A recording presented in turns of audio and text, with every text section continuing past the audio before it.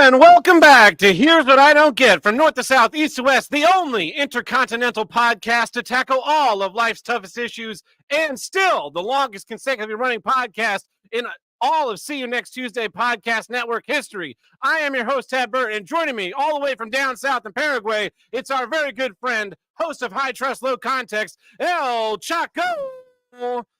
Hola, mi hinchada! And from back in my hometown, the land of praying hands, it's everyone's favorite cat food taster. That's right, it's your boy, Tim the Handlebreaker. Welcome back, Tim. How's it going?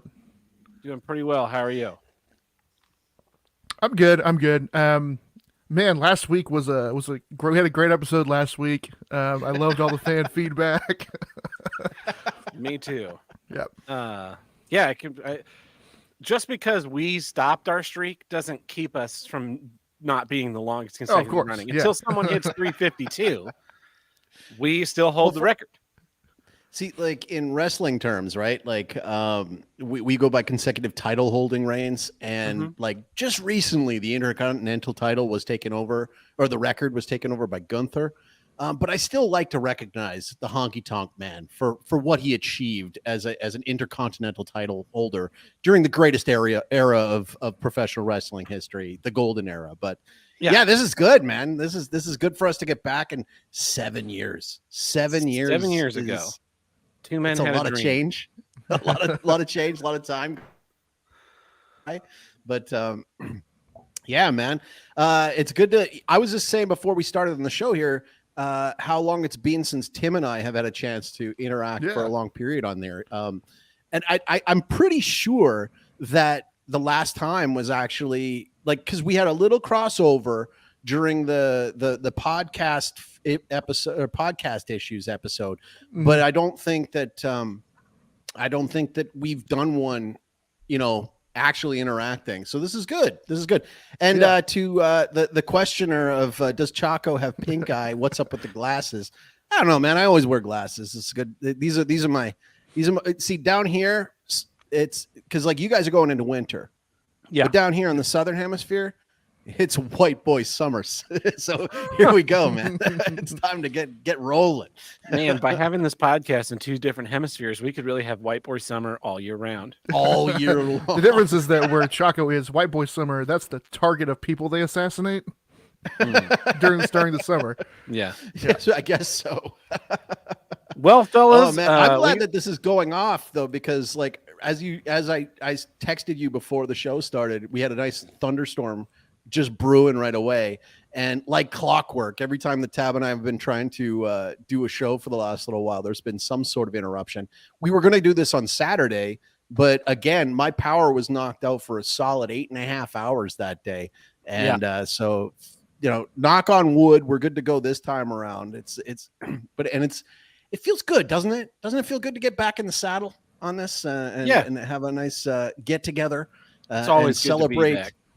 Celebrate this that has brought us together. The show that was definitely original in its angle.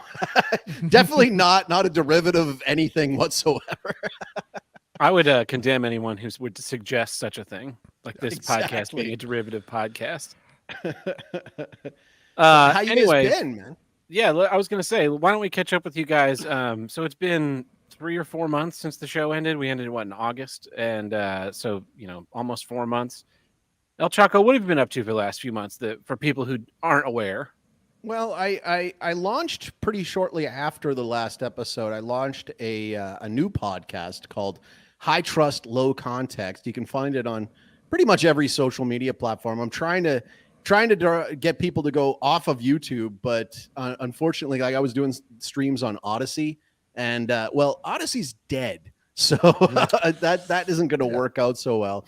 You can't stream on BitChute, so if I'm going to put something up on BitChute, I have to like downgrade the quality of it because there's a maximum 2 gigabyte file size limit on BitChute. So if I have a pressing almost 3-hour episode with, I don't know, say Tab and an ex-satanic high wizard, it takes a little bit of rejiggering to get that down to under the 2 gigabyte size. But so far, so good.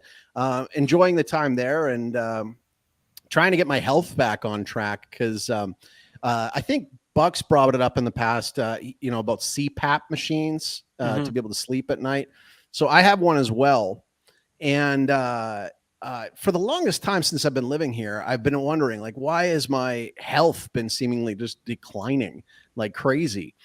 And I had this old EMF reader, like for checking out like Ghosts, magnetic fields and radio frequencies and looking for ghosts. Yeah, I guess. Is this a Ghostbusters reference? Or are you trying to? I guess that's my Ghostbusters reference for the episode. Wow. And I pulled it out because I was feeling it because, like, with all these thunderstorms that have been happening lately, I would like actually feel the electricity sometimes when I was like laying with this thing on my head. And so I ran this meter next to my CPAP machine along the hose, and like the World Health Organization, who I don't have that much respect for, but like they've put out some studies on like electric fields, and like they have like what they call like a safety limit of like how many volts per meter you can have, and they pretty much try to keep that under 1 volt per meter is probably like a good touching off point. And I'm putting mine next to the machine, and it's blasting off like 1,700, 1,500 volts per meter off the machine. And at the point of contact on my head, it was like 250, 300. So I've been like, I guess, slowly electrocuting myself for the last like 2 years. And thankfully, I figured this one out. Like, I found an old tube that doesn't have the heating coil in the tube that goes to the machine, and that seems to have gotten the trick down to under like 2. So hopefully, this is like, I'm only one night in on this, but hopefully I've solved the problem of why I've been accidentally like electrocuting myself every single night. So. Have you been spitting like swarms of bees out of your mouth? No, not yet. Not yet, but I'll keep that EMF reader on just in case there's any other paranormal activity that might be swarming about the bedroom. But how about you guys? What's going on in the US of A? Yeah, Tim, what have you been up to? I see that your tagline says you've recently been promoted. Recently promoted. Yeah, I went from cat food delivery man to cat food taster. It's great. Still doing all the traveling though, because there's a whole sort of like regional aspect to it that people don't understand sometimes. But yeah, it's been really good. In fact, it's kind of winding down. I've got there's a big cat food conference next week after Black Friday, Cyber Monday. But then I've got about a whole month off of work. Yeah. Really looking forward to that and doing absolutely nothing. Yeah, I completely agree. It's been good. It's good to hear. Yeah, I've been through some trials of my own.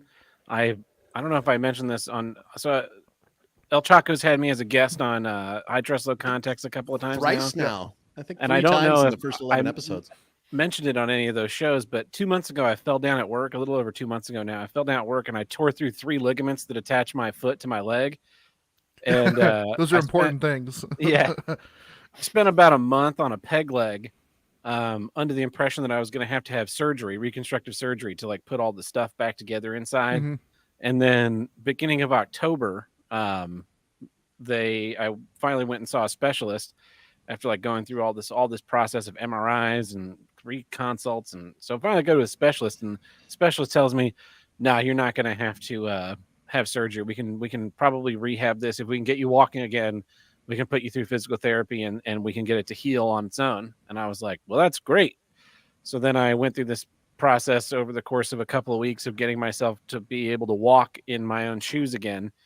And it was very uncomfortable. So I've been in physical therapy for about 5 weeks, and I can walk. I can't squat, but I can do basically everything else in my life like normal. On last week, I finally got released back to full duty at work. So I've been in this light duty phase where I can't climb ladders and I can't be in a catwalk and I can't lift anything. A lot of your work. Yeah, which is a tremendous amount of my job. And that's been really frustrating. And then, there was this. They should have gotten you like a helper monkey or something so you could like send it up to do the lights and stuff. Yeah. Well, we have a bunch of those, and those are called university students. They're kind of stupid. I mean, they're really smart, but they're also like sometimes kind of dumb. And so it's just like they're the world's smartest. They're the world's dumbest geniuses, is what I like to call them. But midwits, that's what I call them. There's this period of about a week where I didn't think I was going to get to blow glass until I was able to walk again, and it was like it maybe the most devastated I've ever felt in my entire. This injury was the most physical pain I've ever felt in my life, but that moment of like you're not going to be able to do this thing that you love, purely because you just like misjudged a step, and I was like, it was really rough, but the first time I blew glass was like 2 days after my injury. I went in with my two partners, and I was on crutches, and I was in a boot, and I couldn't stand. I could stand on my left foot. I could balance, but I couldn't like really bear any weight on my right side.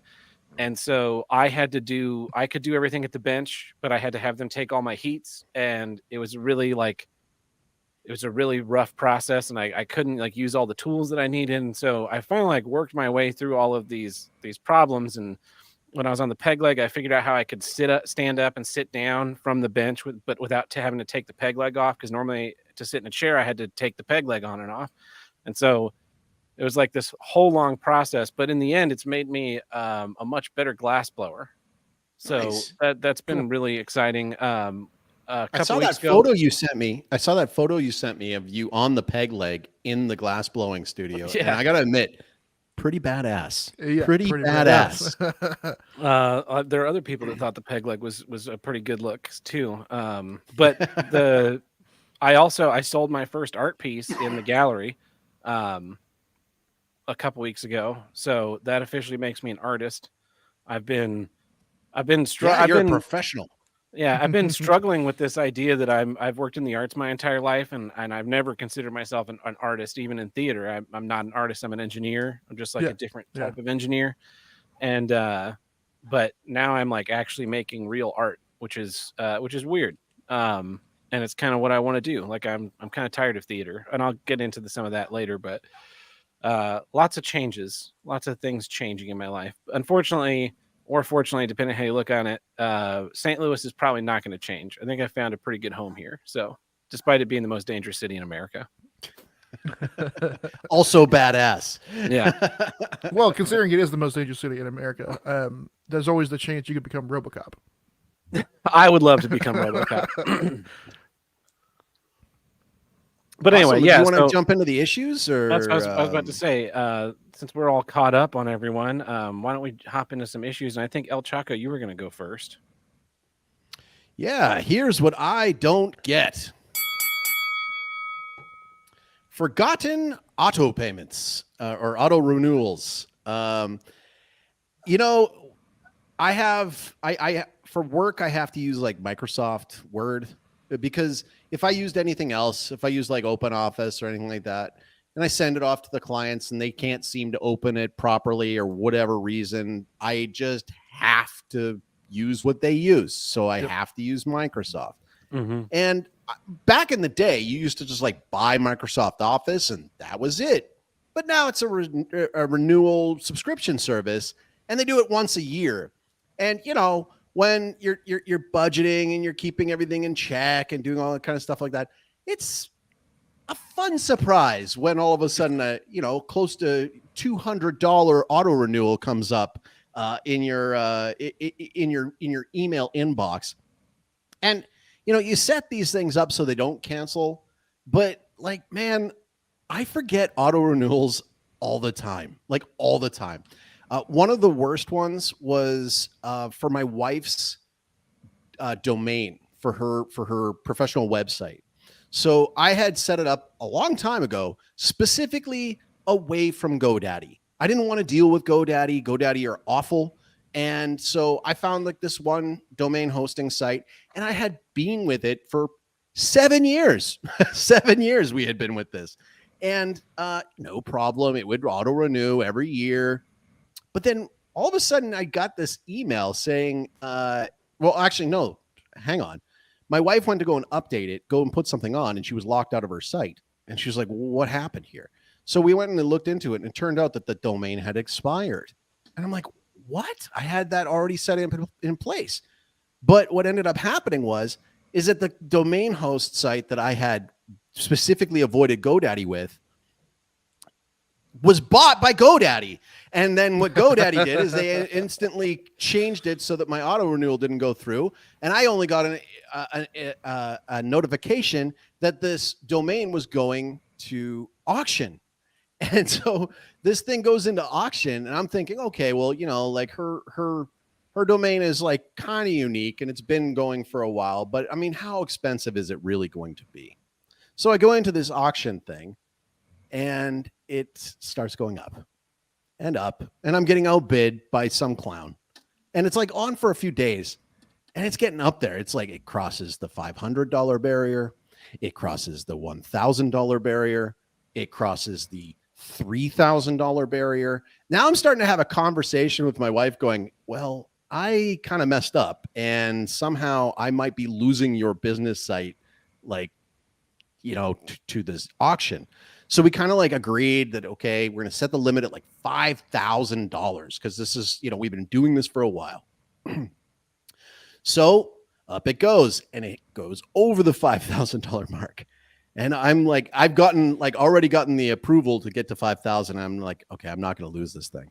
So I keep going, and the thing keeps going up, and I finally tap out at $6,500, and the thing gets bought for $7,500. And immediately, so it wasn't even you versus one other thing. It was like me versus like multiples. Holy crap. And then the person who won it tried to basically take my wife's content and then to keep it going and making ad revenue off of it. So we ended up having to like send a cease and desist. They got that taken down. So then all of a sudden it got turned into some like Thai betting site. And then after that, now Cloudflare shut it down. So whoever put $7,500 onto it is now like, sitting on this thing. And my wife ended up having to change all of her business name, logos, everything, all because of a forgotten auto payment. And then the other thing that's kind of bad, like, so for example, like I'm running the show, I'm running High Trust Low Context. So with that comes with some things like StreamYard and stuff that I need to, keep on a monthly basis. Setting it up, getting logos and getting all these different things set up. There's certain services, and you put them down and you think to yourself, okay, I'll remember to cancel it, but I don't ever remember to cancel it. So I was like going through, I have like a Paraguayan credit card, I have like 2 Canadian credit cards, and I have all these different things set up. And so all of a sudden, like, when the Microsoft thing came in, I start going through all of my accounts. I found like 12 different services that I've been paying for like a long time that I had no idea, like music streaming sites and like, just different memberships to different things. And I was like, oh, okay, cancel.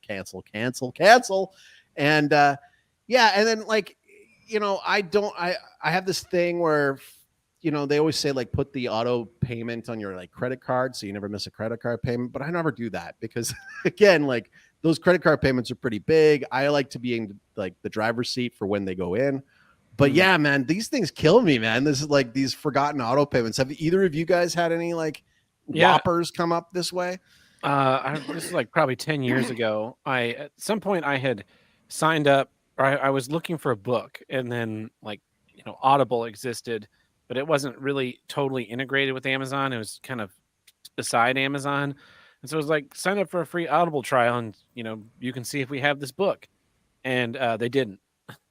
So I canceled my try. I'd never put in a credit card, but they just pulled my credit card information out of Amazon and then started running $10 charges once a month for the better part of 3 years before. And, it just says it was, in the statement, it's just like a $10 Amazon purchase. And I'm like, well, maybe it was this thing, maybe it was that thing. I don't know. Yeah. But finally, one day I figured it out when I was looking for something else and discovered that I had logged into Audible. And the thing at the time was, you paid a $10 Audible subscription. You got like 4 credits or something. And some books were 1 credit, and some books were 2 credits, and some books were 3 credits.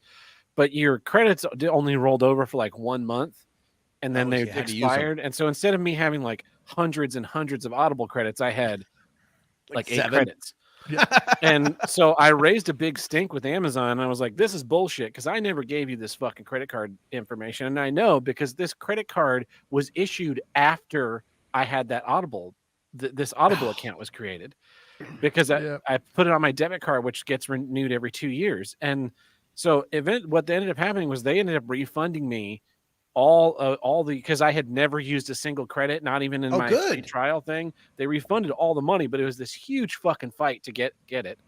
And then the other one that I hate, so I do the thing where now, in order to, when I moved to being salaried and I came out here, like I just get paid on the first of the month basically, or like a day or two before the first of the month. And so I tried to move as many of my due dates to the first of the month, so everything would just come out at the first of the month, and then I'd be like, this is what I have for the things that are flexible spending, right?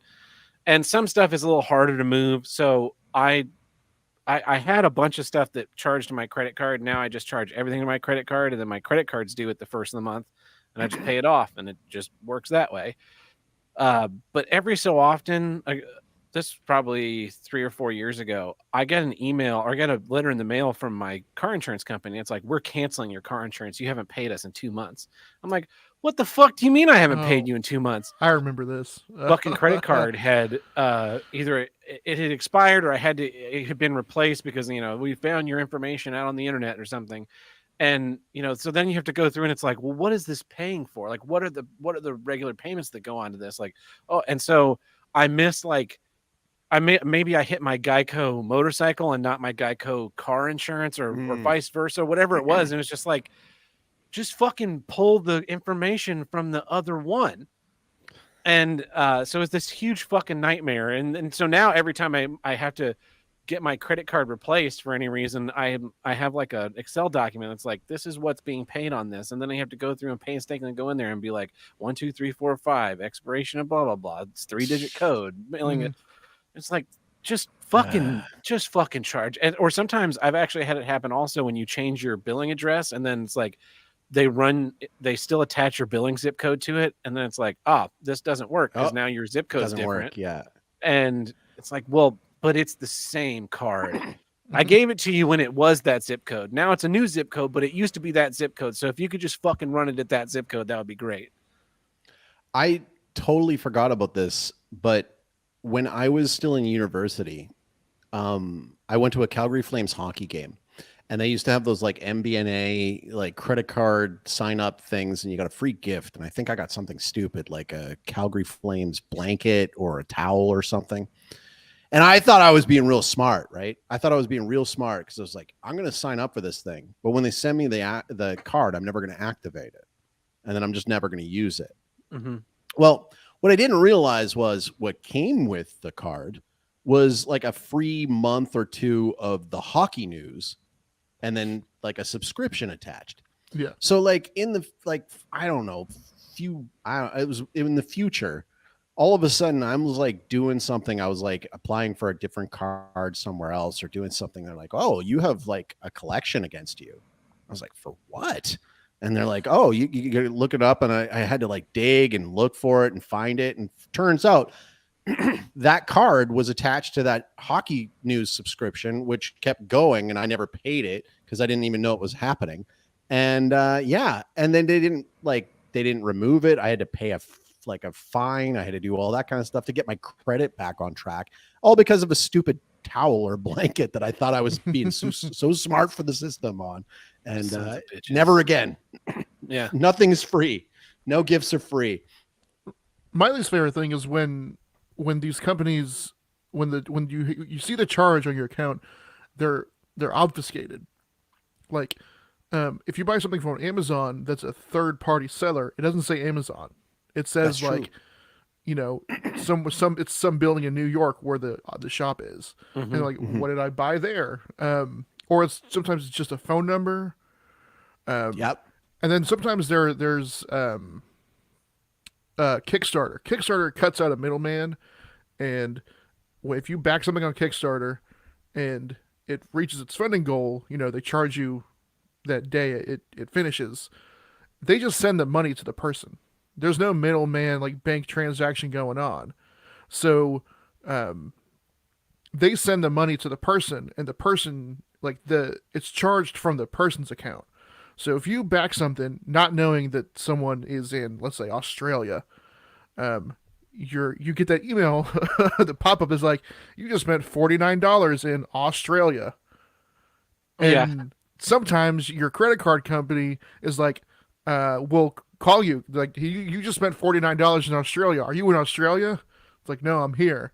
And then you have to do the math of like, oh, but I guess that did end today, and you have to tell them, well, don't cancel the payment. And it's, man.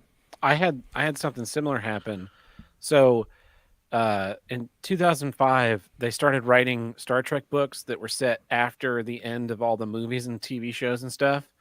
And so they had this 15-year universe of Star Trek novels of like interwoven stories connected to one another. It was really interesting, and I've been really enjoying it.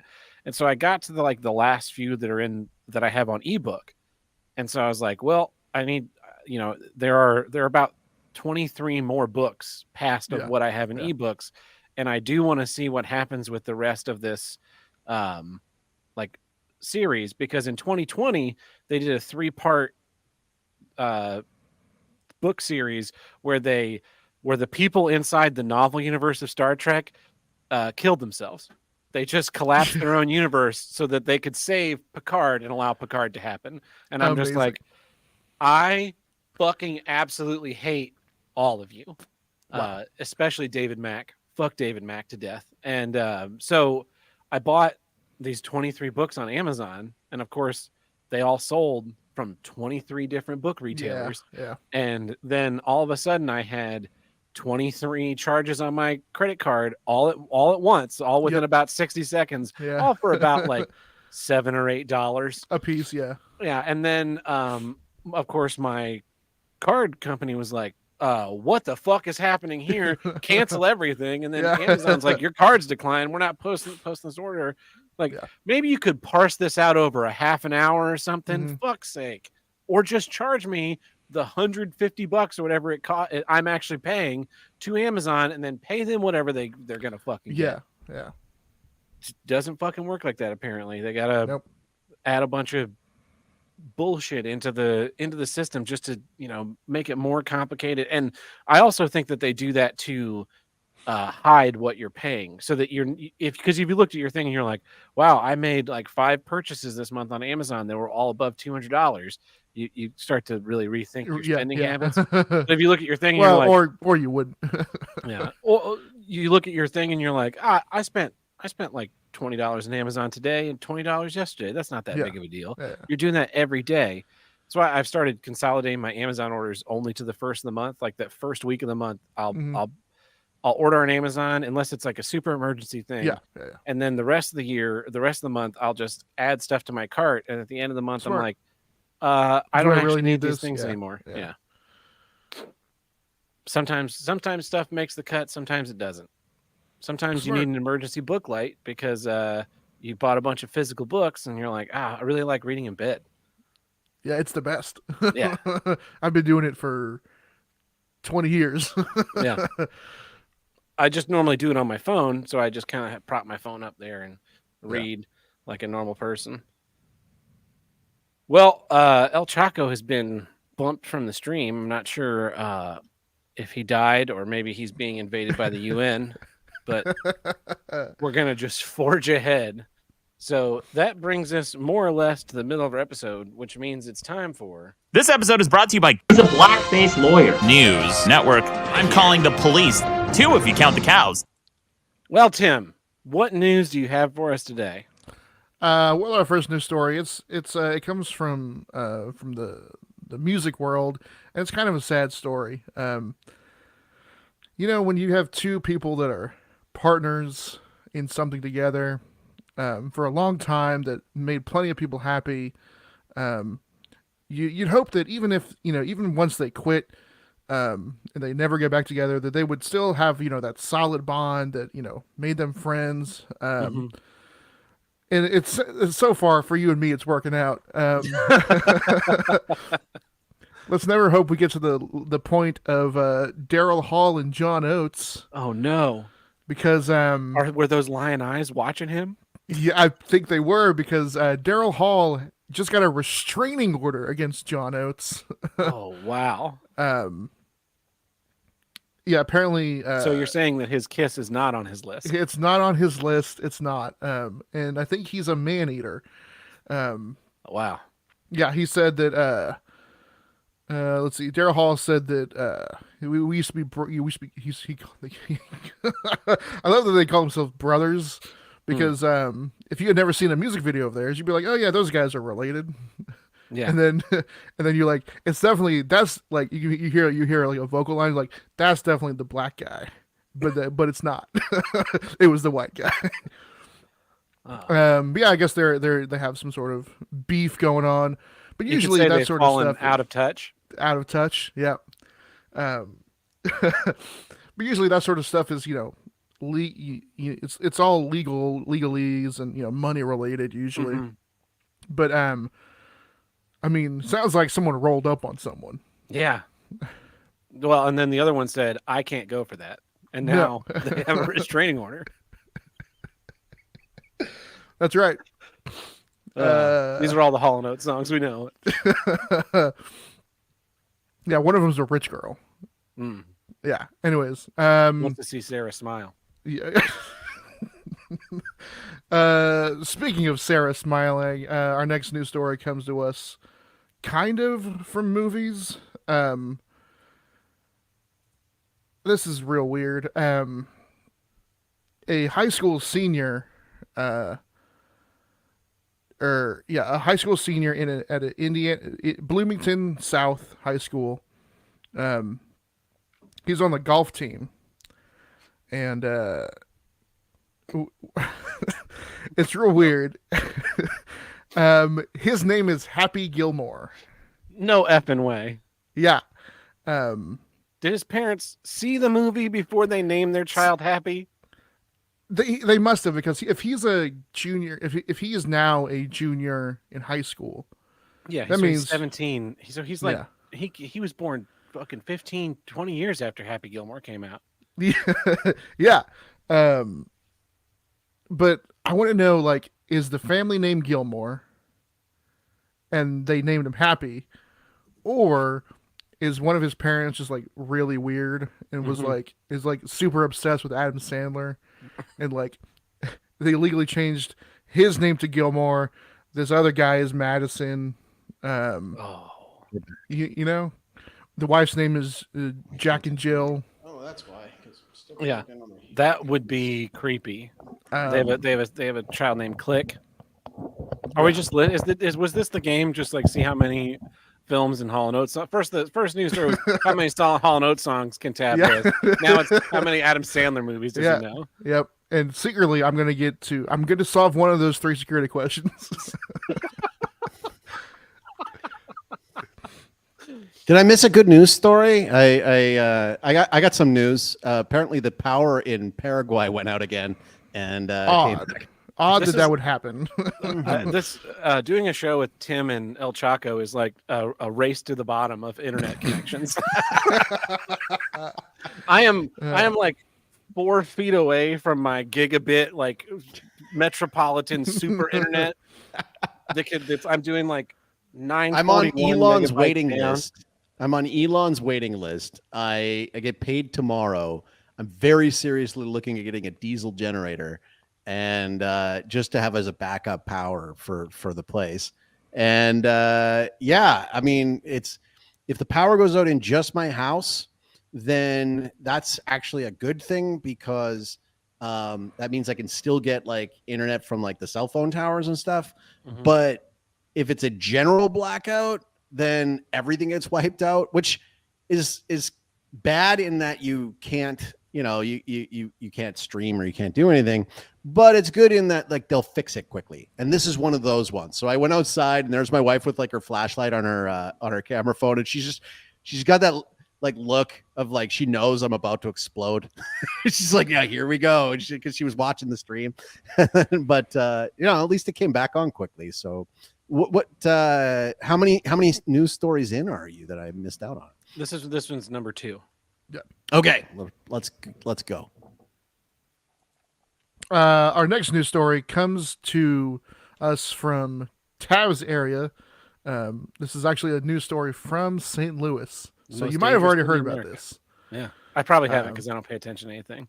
Well, Unless it's like what happened at the Glass Studio, I do not give a fuck. Well, I have a feeling that you might know the suspect in this crime. Okay. You might have known him for 30 some odd years. Oh. Police responded to a break-in at a former seafood market and restaurant in University City. I think it must be a suburb It's a of suburb of STL. Yeah. Well, when they arrived, they found the building, which was stocked with air fresheners. They caught the guy stealing over $1,000 worth of air fresheners. Now, you might be wondering, what are air fresheners doing in a former seafood restaurant? That's exactly what I was wondering. Yeah.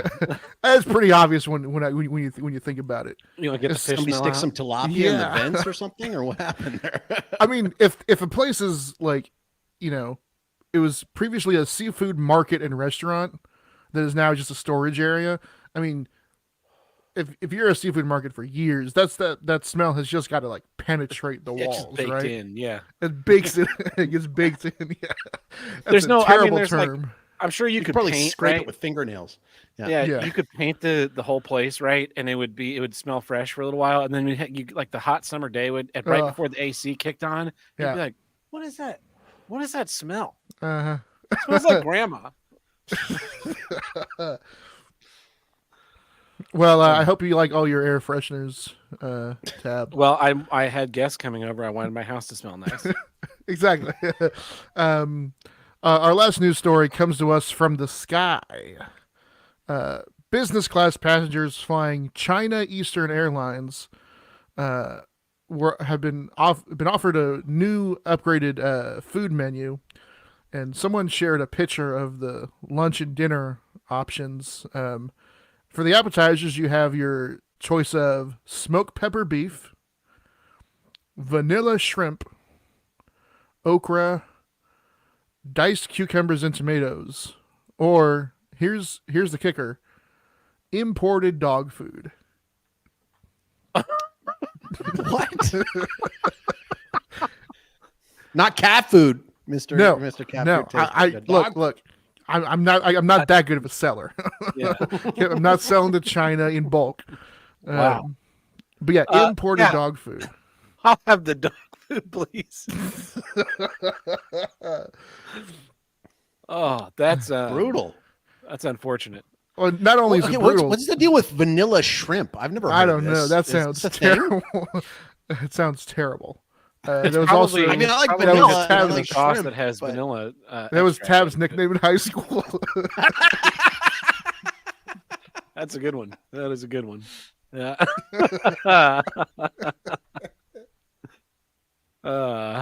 Well, this has been Tequila Nouvelle Haïti. Tout mal fêté chez ton nouvelle. and so normally we would say that takes care of our legal obligations this episode, but you know what it doesn't take care of? What? Getting that vanilla told- shrimp into a vanilla hog. And if you want to help with that And masking fish cosmetic smell. surgery, you can visit us at. And then I would say all the places where you used to be able to support the show, but unfortunately you can't do that anymore because the show's over. Show's over, everybody. Go home, pack it in. But I would just like to say thank you to everyone who supported the show, everybody who's watching tonight over the years. Really appreciate all your generous support over the years. And, you really made this show possible for so long. 7 years of shows would not have happened without people listening and interacting and, just really appreciating it. So I want to say that we really appreciate you, and we're glad you're back here for this 7th anniversary stream. Not to say that there will never be another one, but if there isn't, I hope you enjoy it. Hopefully we will do some more of these from time to time. So thank you guys. Yeah. But let's get back to some issues. Tim, what is your issue this week? Here's what I don't get. Rewards memberships. So as people know, the job I've had for the past year, I'm doing a lot of traveling. Mm-hmm. I try to do the math. It's hard to keep up with, but I did close to 30 trips this year, Wow. which is just over, every other week. Yeah. And it's kind of every week if you consider that most of your trips like span a weekend. yes, at least. I mean, the shorter ones are, like if I'm doing a show that we can travel to easily by car, that's maybe a 2 or 3 day thing. Mm-hmm. And worst case scenario, you're an hour away from home. But so I'm staying in a lot of hotels, flying a lot, and so I've got a thing on my Those phone. arms are really tired. They're super tired. So I've got American Airlines, Hilton Hotels, Marriott Hotels, Southwest Airlines, Delta, Hyatt, Wyndham, which, like, just the hotels. I mean, those like 4 hotel brands cover a huge spectrum of hotels, because I think there's one company that owns all the hotels, and they're just like separate shell companies. Yeah. I think someone rewards leaked. programs, or are they all kind of mold together? Well, that's the thing is you'll have it's called World of Hyatt. The Hyatt rewards program is called World of Hyatt because they own all of the Hyatts, which are there's like 5 different Hyatt hotel brands alone. And then they also own like all these one-off places, and then they have like a European wing. So it's like condensed into like 4 or 5 different companies, and some of them are really good at it. American Airlines. I've flown American Airlines probably 20 times this last year. Super good with immediately getting your rewards points on there. Like as soon as if your flight is booked 2 months out, I mean that day it's booked, it's on the app, and you know that it's when it is. My problem is that you sign up for these free rewards things, right? And it's great if you travel a lot for business. They seem really good, right? Like, well, I'm already going, might as well like get the free perks and privileges while I'm at it. The problem is that some of these companies are really spotty when it comes to even giving you your points. My real beef is with Marriott. Now, I've stayed at probably maybe in between a dozen and 2 dozen different Marriott hotels this year. And it's the same sequence every time. You roll up, you're like, hey, checking in for handle breaker. Here's my ID. Here's my credit card on file for incidentals, and then here's my rewards number. As you watch them typing in your rewards number, they're like, yep, got it, cool. You're here for 4 days, 5 nights, and then you go on. You know how many times I've gotten my points for Marriott? 4. Once. Wow. Once, and that was the most recent trip. Cancel them. I don't don't stay know there anymore. how It doesn't have a choice. Oh, I okay, don't so know. they're booked being for booked. you. Yeah. Yeah. And it doesn't matter whether like our receiving client sometimes does the booking because they get a good big group rate, or sometimes they're like, hey, you guys book it and we'll reimburse you. Either way, doesn't matter. Marriott will never give me my points unless you have to click on the thing in the app that's like, are you missing a stay? Click here and like, yeah, I'm missing a stay. Yeah, it's ridiculous. Because here's the thing, Greg. So like, we have all these guys that I travel with, and the guys have been doing it for a long time have like, platinum plus pro diamond status. And I'm sitting here like they're at a Synergence sales conference. yeah. And I'm sitting here like I'm at the gravel level. I'm not even like gold. I'm sitting not silver, not bronze. I'm on gravel. If I get 47 more stays this year, they'll take me to 10. Yes, exactly. So it sucks when like your buddy is like, he's before you in line and he's like, yeah, I'm going to check in, and it's like, oh sir, well, I see you get a upgrade to a suite because you're a Platinum Plus Pro member, and we'll be sending up nice. the masseuse. Yeah. I heard Marriott masseuses are the best. Have you been? You probably haven't been hit. The thing that made me give up on all rewards memberships across the board was the membership shell game that they play, where they're like. So the one that really set me off was like AMC rewards or something, or it was AMC Movie Watchers when we were in high school, right? Mm-hmm.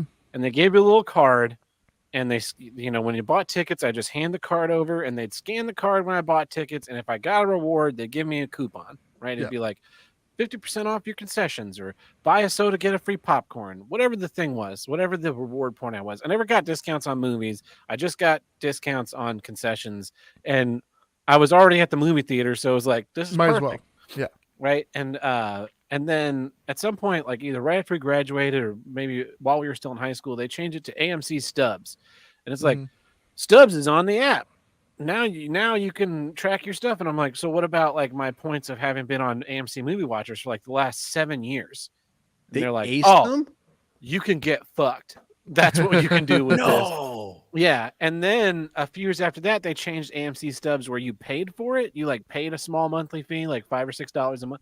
And I was just like, so, this rewards program, this loyalty program, this thing that made me like value AMC over the place across the street, Hollywood Theaters, is basically meaningless. And so what was the point? And now if you can just get rid of this without any notice and just throw away the points, because then with Stubs it was like you had to go into their app or the website and they would like show you your ticket stubs, and then you could like use that to apply to a coupon, and then you print off the coupon, you bring the coupon with you, and it's just like, this sounds really fucking convoluted for a system where I was just given a coupon by virtue of the fact that I bought 5 movie tickets. And it was 2009 because it changed when the fucking Star Trek movie came out. That's when they changed it. And thank you, that J.J. was the Abrams. problem right there. Yeah, and so I bought like 10 or 12 tickets, and I was like, yes, I'm gonna get a huge fucking reward. And then they're like, no, we're getting rid of Movie Watchers. You can go to hell. Anyway, I was gonna ask you about the. Oh, go ahead. I was gonna say I've seen that happen with other rewards programs where hotels will be like, Marriott rewards and like cherry tree stays are merging together, and now it's all going to be in Marriott Plus. Yeah, and then it's like, okay, do my Marriott rewards carry over into Marriott Plus? Oh no. And then that's like that's that hotel thing where they're all owned by the same one, and they just kind of like combine them and discombine them so that they can just screw everyone, as many people possible, out of their loyalty points. I had that with like, I think it was like hotels.com or something like that, where you could like, little stamp card of like, you stay this many times and then you get a free night. Yeah. And I just remember there was something sticky, something weird, like where they had to wait a bit before they could apply it. And it was like right before my trip. So I ended up having to pay for the so-called free hotel that I was supposed to get for that night. But and the other one was I had a credit card, another credit card at one point in time called the RBC Avion Rewards Points thing, and it was like supposed to build up for like for flying, right? Yeah. And every year when you renewed, you got like enough points that I could fly for free from Calgary to Vancouver, which is it's not an expensive flight, but it was save me like $500-600 or something like that. But I remember like I like built up the points, I was working on it and doing all that kind of stuff. And then I got a free trip. Well, so they booked the trip, and then like all of a sudden I like look at my credit card bill and there's like an extra like $300-400 charge on there. I'm like, what the hell is this? And they're like, oh, the trip is free, but you have to pay the taxes. you have to pay the taxes on the trip. It's like, what is this? The Price is Right? Come on, like this is ridiculous. And like, go ahead. That's one thing I found out is that most of these reward programs are just ways to get you to buy their credit card. Yeah. Mm-hmm. Yeah, that's what they I don't want, 'cause know. they want you to double the points, right? Or quadruple the points or something. Or and then, I think I get the notification probably twice a day, or an email from American Airlines that's like, get 75,000 free points and like a membership to the Admirals Club.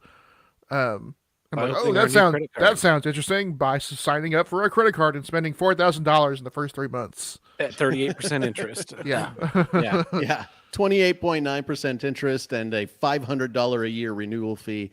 And well, it's funny And because 75,000 points will get you a ticket for any destination within 750 miles of your home. Yes. so like when you get these hotels booked, so they're booked by the client, like they're booked ahead of time, they're paid for by the client. Yeah, because like when I was a landman, I used to have to stay at hotels all the time. And so I made a point of only getting one rewards program going and just like always staying at the same chain. So like Holiday Inn Express, that was my jam. It's just like always, like there was always a good Holiday Inn Express wherever town I had to go to.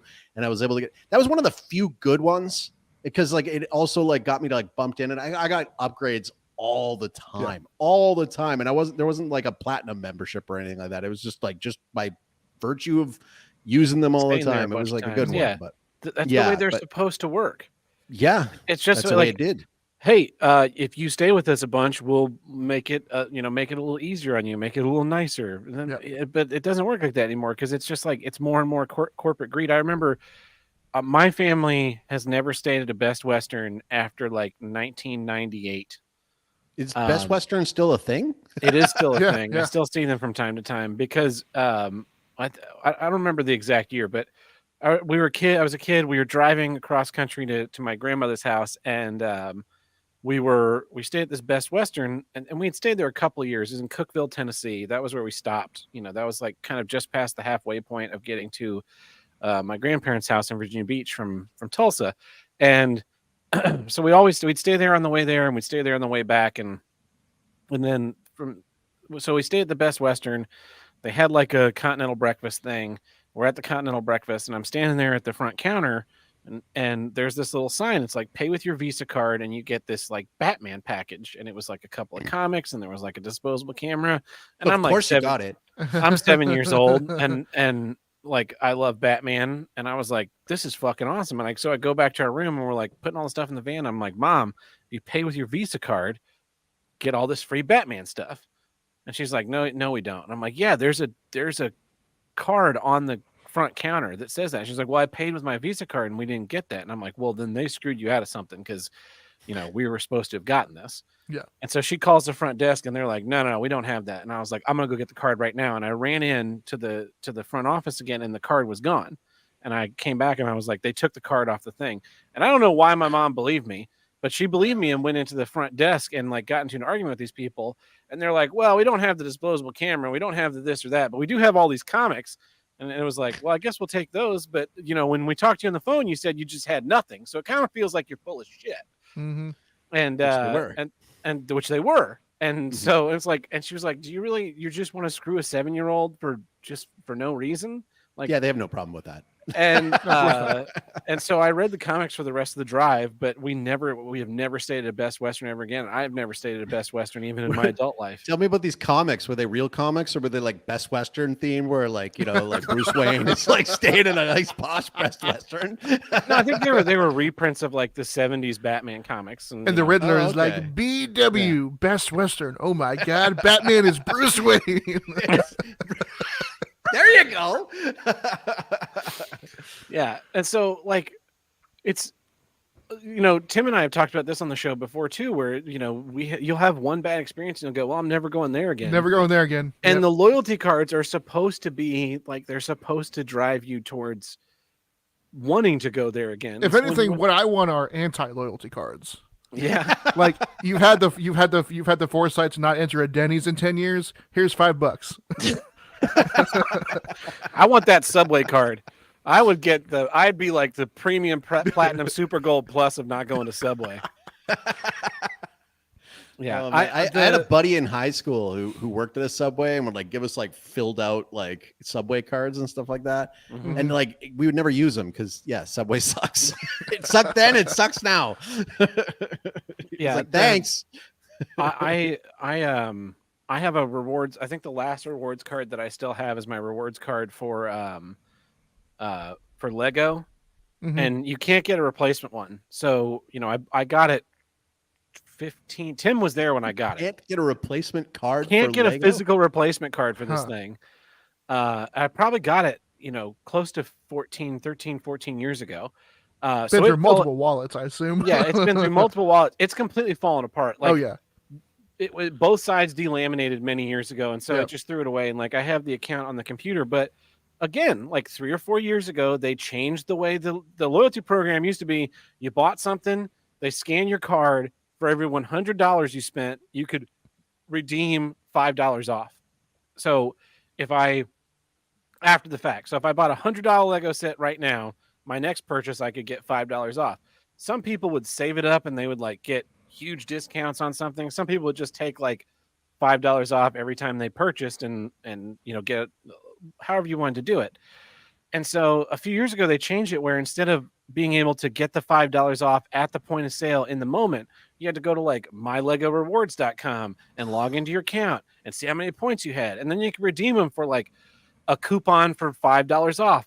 And they changed the ratio. So instead of it being 1 point per dollar, it's now like 5 points per dollar. But instead of $5 off costing 100 points, $5 off now cost 500 points. So they just like obfuscated the math, and it seems like you're getting a better deal, but you're not. And so while you can still like redeem for discounts, you can also redeem for like entry into a drawing to win a prize or stupid tchotchke shit that you then have to pay shipping on.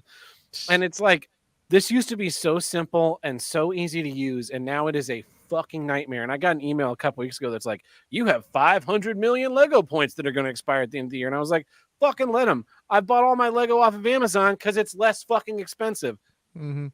I don't care about the points. I used to buy exclusively through Lego because the points were actually worth something. Now that they're worthless, it's just like, I'll buy it at Walmart. I'll buy it at Target. I'll buy it on Amazon. I don't care. Just whatever the good price is.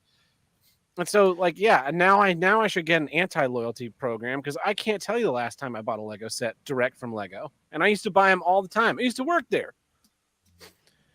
I gotta say though, like, depends on the corporation, I guess. Like down here, my again with my credit cards, a different credit card that I've got down here, like accrues like a crazy amount of points, and I don't know what the value of the points are, but like what I do is I use the card for literally everything: fill up my gas, pay my bills, hotel stays or Airbnb, all those kind of things. Boom, boom, boom, boom. All my auto renewal crap that I've been like letting go. And then at the end of the year, I go to a couple of department stores here that actually like redeem these points. And I'm blown away because like, I was used to back in Canada, like you could just like, you spend and spend and spend and like, all year long. And at the end you go like, oh, wow, I get like $50 cash back, something like that. Well, like last year I did this all year long, and I went to this one department store down here that redeemed them. And I was blown away. I got like $700 worth of like free gifts. Like I was buying all of our Christmas gifts, and I'm going to do that again like next week. And like, I was like blown away. I was like, this is incredible. And I guess it's like, again, like it's maybe this third world country thing where like not everybody gets a credit card. So they like really try to like butter you up and like, like they're not used to people paying off their credit cards. So again, it's like this opposite topsy-turvy world thing. But yeah, it's like I get the appeal, but there is a saturation point that has happened. There's just a total saturation point where they're everywhere, and they're in companies where you're like, I don't care enough about, I don't use this enough. And going back to like even like Amazon's got its pros and cons, right? It's cheap stuff, it delivers fast, but I always laugh when it's like they'll come up with like you're buying a thing, like nose strips or something, and they're like, we saw you bought that like a few times. We'll knock a nickel off of the next box if you do an auto renewal of like this thing. Like we're gonna reward you with that. It's like, no thanks. And then like we're gonna give you a free delivery. You always do anyway. I have a discount on toilet paper. I now have my toilet paper just shipped direct from Amazon, and It works. I finally opened the first package since subscribing, and I think I have 2 or 3 packages in the bathroom right now. But we live in a world where toilet paper will be a commodity again at some point. So I'll be a very when rich COVID man. 2024 comes in, and then you're going to be, you'll be rich. Oh man. The other thing about the loyalty programs before we wrap up is that we haven't mentioned at all is the app usage.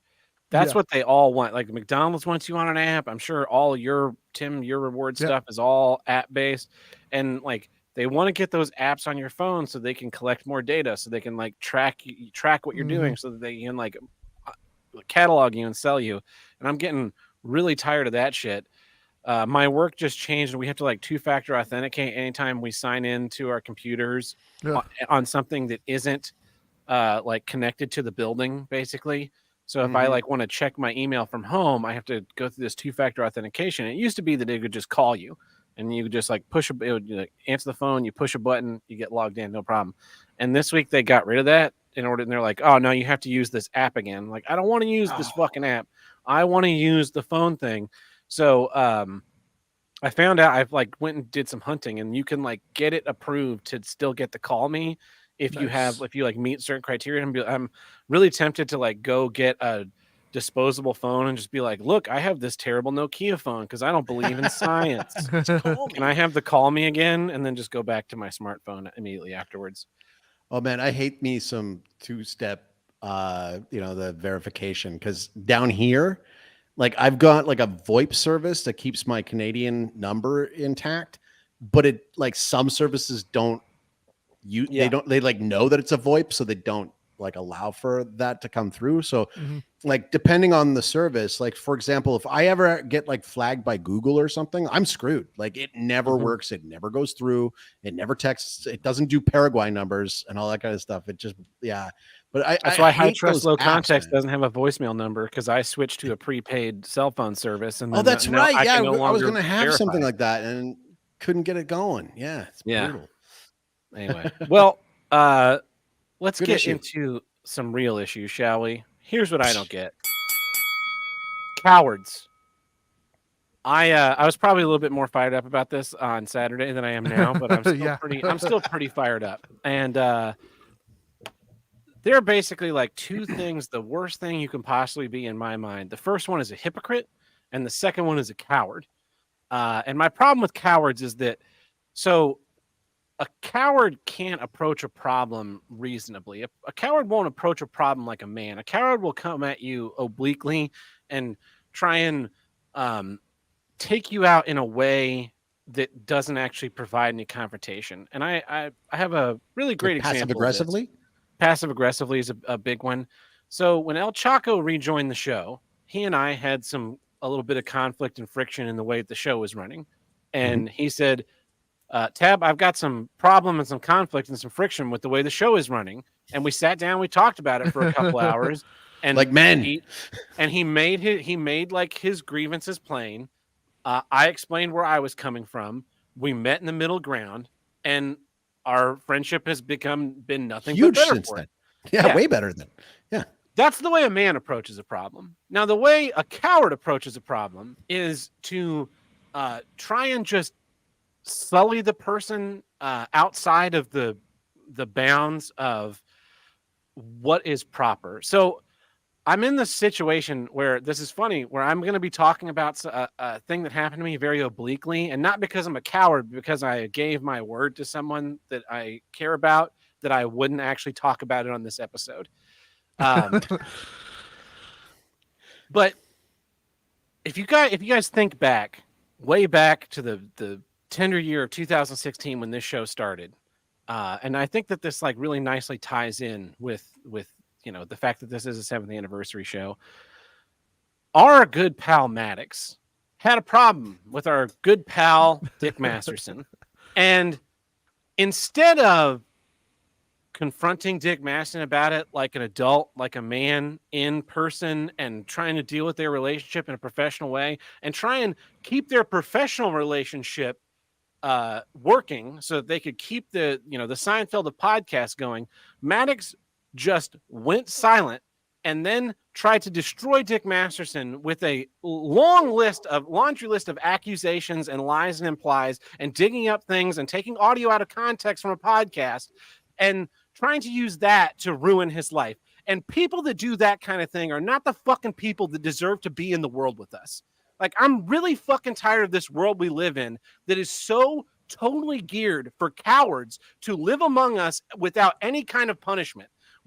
Our entire society is structured around men hiding their feelings and acting like fucking Snidely Whiplash, trying to tie one another down to the railroad tracks to derail one another instead of trying to like fucking work together and solve problems. And I just fucking hate those people beyond reason. I don't understand how you can live. How can you fucking live with yourself like that? How do you get up in the morning and think like, yeah, I've got a problem with this person, so I'm going to try and like cancel them and derail their whole fucking life because they did something that I didn't like? How do you fucking wake up in the morning and say, and look at your family, look at your loved ones, look at your children, look at yourself in the mirror, and have any kind of self-respect?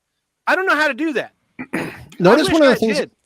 Notice one of the things that you said in there too is that like taking things out of context, making shit up. Like a lot of times cowards, because the truth isn't on their side, because the truth hurts, so the truth is uncomfortable, will just make lies up. Lies are the ammunition of a coward. They have to make something up to make themselves feel, almost to justify their behavior. Like they'll actually believe it. It is. They do believe it. Like that's definitely a level of sociopathy that's out there. But like when you look at the the business world, right? You have all these departments for like HR and employee relations and all those kinds of like conflict management and interpersonal consultants and things. And it's like, none of this would be a problem if you people could just buckle down, do your fucking job, and shut the fuck up. Yeah. In that order. I think there might have been a catalyst. It might have started earlier than this, but one of the biggest symptoms of it, or at least what I believe is one of the catalysts of it, is the anti-bullying campaigns. That's a very good point. Yeah. Yeah. So if you look at like when I was in school, bullies were still very much a thing. And, like as much as people can complain about how cruel and awful and terrible bullies can be, they do provide free life lessons for how awful other people in the world can be. And also it teaches a person how to fight your own battles, how to defend yourself. Like if you've been bullied at any point in your life, you're probably funnier than most people. You're probably craftier than most people because you had to do so to survive. You had to learn. I brought in bullying to this show as a do-get because I'm very pro bullying. Like, well, it makes the world a better place, because the thing is that, like a coward will use basically what the anti-bullying campaigns have done. Like you use the authorities that are out there to basically bully other people with with another power source, another authority figure to do your dirty work for you. So like it's using those abstracting HRs. the violence. That's what they're doing. Like, and you're exactly right, because in our parents' generation, a lot of bullying was physical violence, right? Yep. It was a bigger kid would be mean to the smaller kid. And then I think by our generation, adults were stepping in and that it became very much emotional bullying and psychological bullying and ostracizing for other ways. And then now with the age of the internet, like it's accelerated to another level. The anti-bullying never stopped bullying. It just changed its form so that it could hide from underneath. And what it did was it just bred self-contempt, and it bred weak people. Back to the Future, George McFly, he is this fucking wimp. He's this pathetic wimp. And then finally he's put in, through the circumstances, he's put in this, and I realize this is an idealized fantasy, but he's put in this situation where he finally stands up to his bully, and it turns out Biff has no power over him. Yeah. Yes. And I think those of us that grew up in those with that kind of bullying, I think I've told this story before on the show, but I remember in the seventh grade, maybe, I showed up to school with a Star Trek shirt on. My dad had given me all his old Star Trek t-shirts, and I was like, very excited to wear this Star Trek t-shirt. And this big fucking fat, tall kid came over and fucking got in my face and told me I'd never wear that shirt again. Never wear that shirt again. Or beat you up. And I was like, you can get fucked. You can go get fucked. I'm gonna wear this fucking shirt. I'm gonna wear a fucking Star Trek shirt every day this week. What the fuck are you gonna do about it? Right back in his fucking face. Because I've never exactly been a small kid. And I did. I wore a different one of those fucking Star Trek shirts every fucking day that week. And you know what it did? It took all the fucking power out of that guy's sails. Instead of me fucking going and hiding and deciding that that's not, I'm too afraid, fucking stood up to that fucking kid. I'm so tired of my life being surrounded by cowards. You know, our entire world was derailed a couple of years ago because cowards got a way too strong of a hand on the wheel and stirred up so much fear in all the people around us. And they thought they were being brave. That's the other thing. They thought they were being brave. That's the other weird psychological thing is that, like, we've turned it to where being this passive-aggressive person, not solving your own problems is somehow stunning and brave. And you're like being a hero and an ally. And it's like, what? All this cancel culture stuff that's been going on for the last 10 years, like, what have you actually gained by destroying these people? What have you gained? Nothing. You've destroyed entertainment. You've destroyed countless lives. You've made, and you're still miserable. You're still miserable. And you'll always be miserable because you're a husk. You're rotten in the core. And instead of like turning and addressing that and doing some introspection, all you're fucking doing is just putting your poison out into the world. So get fucked. And you said something a little while back there about like them. How do they look themselves in the mirror? How do they do all that kind of stuff?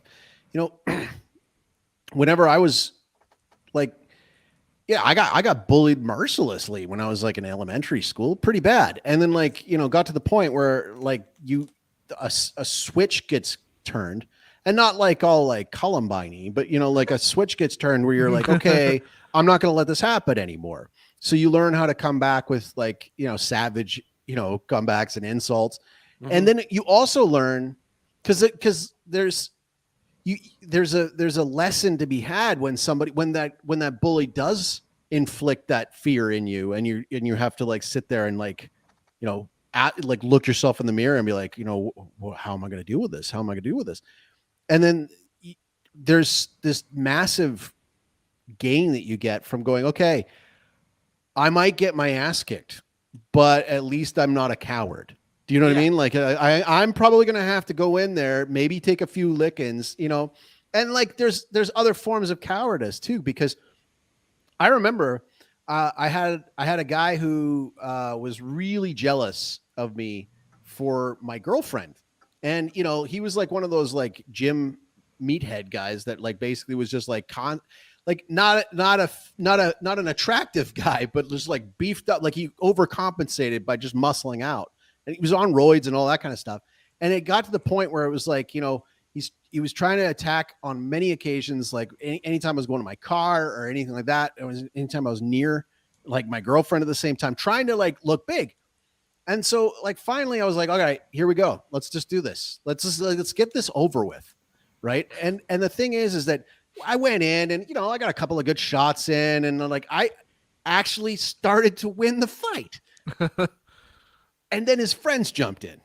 Right? Like, and then his friends jumped in. It's like, and then what was weird about it was after the fact was like, yeah, you know, like he had the audacity to like call me the pussy. I was like, dude, I answered the bell. I came to this whole thing, and I had a couple of good looks in there before, I don't know, the numbers game came in. And so like, and that's actually what COVID was like, because I remember at the beginning of it, all this stuff was coming out, and I'd have this like really good like debate with somebody.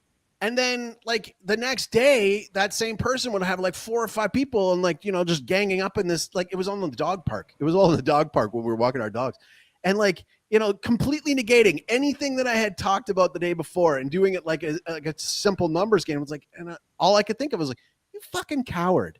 You fucking coward. Like the way that you're acting like this is just ridiculous. Like you're trying to bully me into getting a jab that I don't want, will never get, and you're never going to win this thing, all because you're too much of a pussy.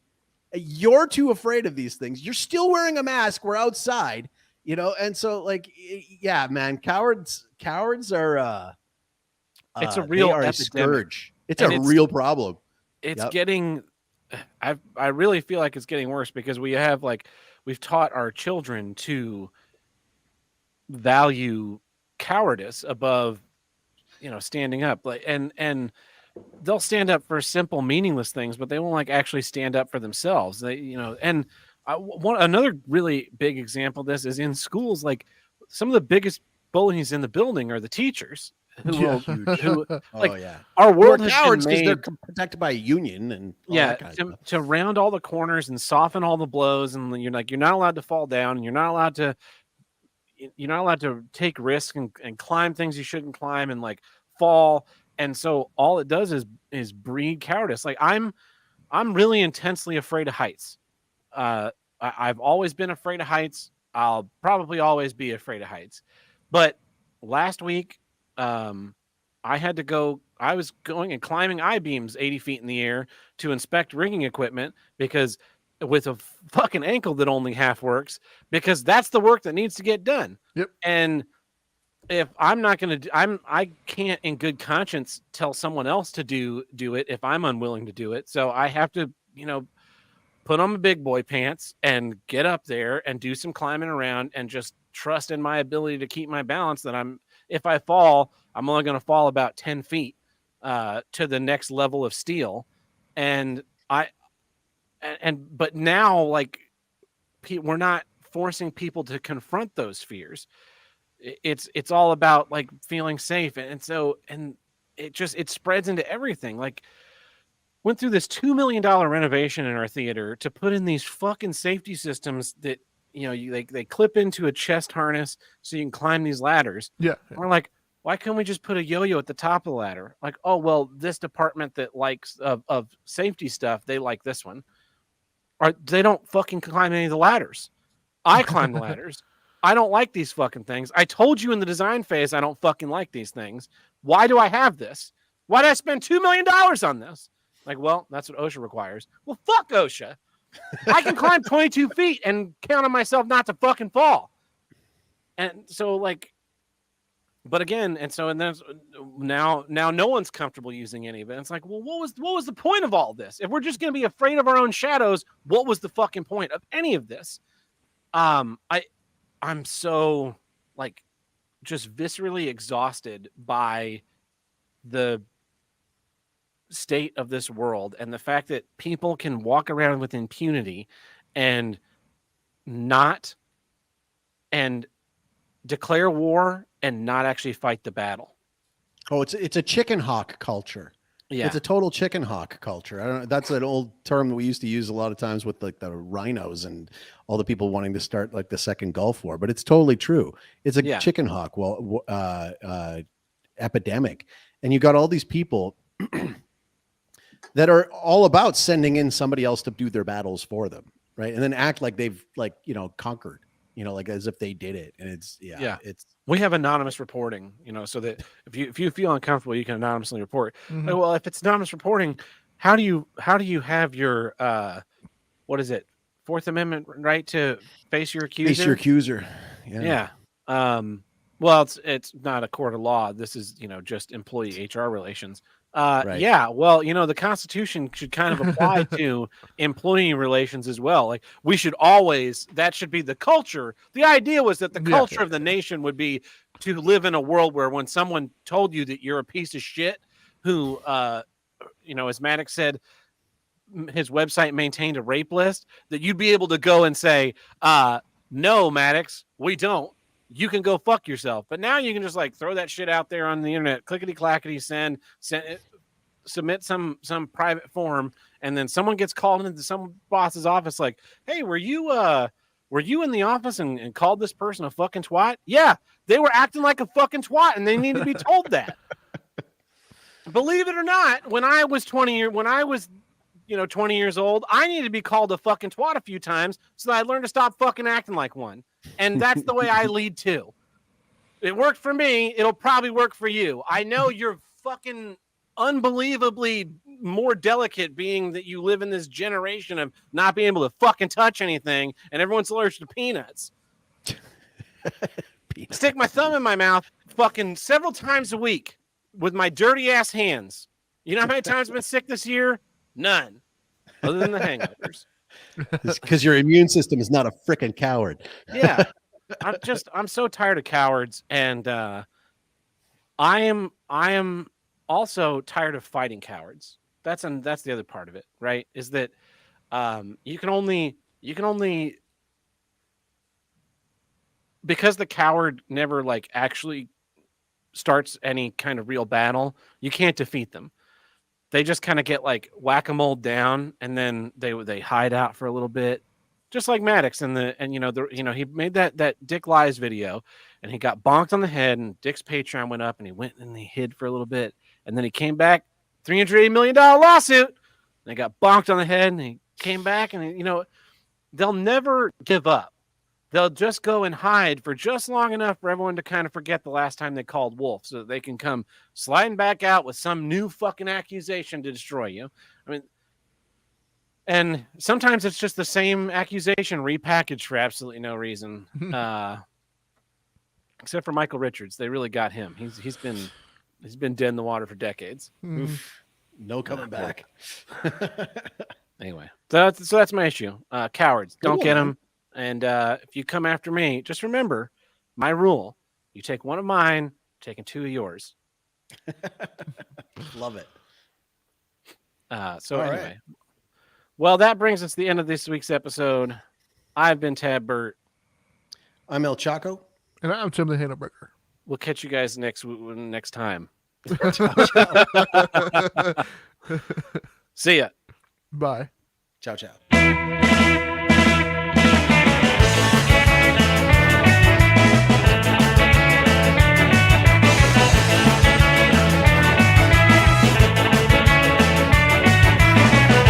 If you want to call into the Here's What I Get hotline, call us at 704-750-9434 and tell us what you don't get. Or you can leave us a voicemail in the voicemail upload channel on Discord if it still exists. It may not exist anymore. I might have deleted it. I don't know. I just work here. We have a bunch of voicemails that came in this week. Here's what I do get. Dead Helm, by the way. Dungeons and Dragons. My whole life, I was led to believe that, it's just a fucking gay nerd game. But I actually got into it and built a barbarian and joined with my cousin and played a session last week. And they were all playing as, like, nerds and shit that cast fireballs, and I'm just a barbarian. And my story is that I'm, just got thrown in to this war because I hate my father and all this kind of shit. So then the first thing that they do is like, oh, we need to protect you so you don't, you be a little defensive. And what I do is I go and fucking kill 3 people immediately. And then after that, a mage summoned a flame astronaut, and I pissed on it and hit it for 15 damage. D&D is fucking fun. It's nerdy as shit, but I love it. Stay serious. It's also apparently like what Satanists used to recruit members. Apparently, after we had our my episode of I Trust Low Context with Zachary King. I don't know if I can look back on it normally after that, but I mean, I'll take your word for it. It's fun. Sam, have you been approached to become a Satanic High Wizard yet? No, low wizard. Just a red mage. Yeah. Here's the next one. Here's what I don't get. People who wish happy birthday to the dead. Once you are deceased, you do not get a birthday anymore. Stop it! It's like celebrating a wedding anniversary with your ex-wife. Or celebrating the anniversary of a canceled podcast. It wasn't canceled. We had a series finale. It's very different. Yeah. Yes. Yeah. reunion episodes. This is the terrible Netflix reunion episode. Yeah, Yeah. made for TV movie. Luckily, we're not going to get one of those for Friends. No. Hi, Tab. Hi, Tony. This is Player 4, and this is a message for Tony.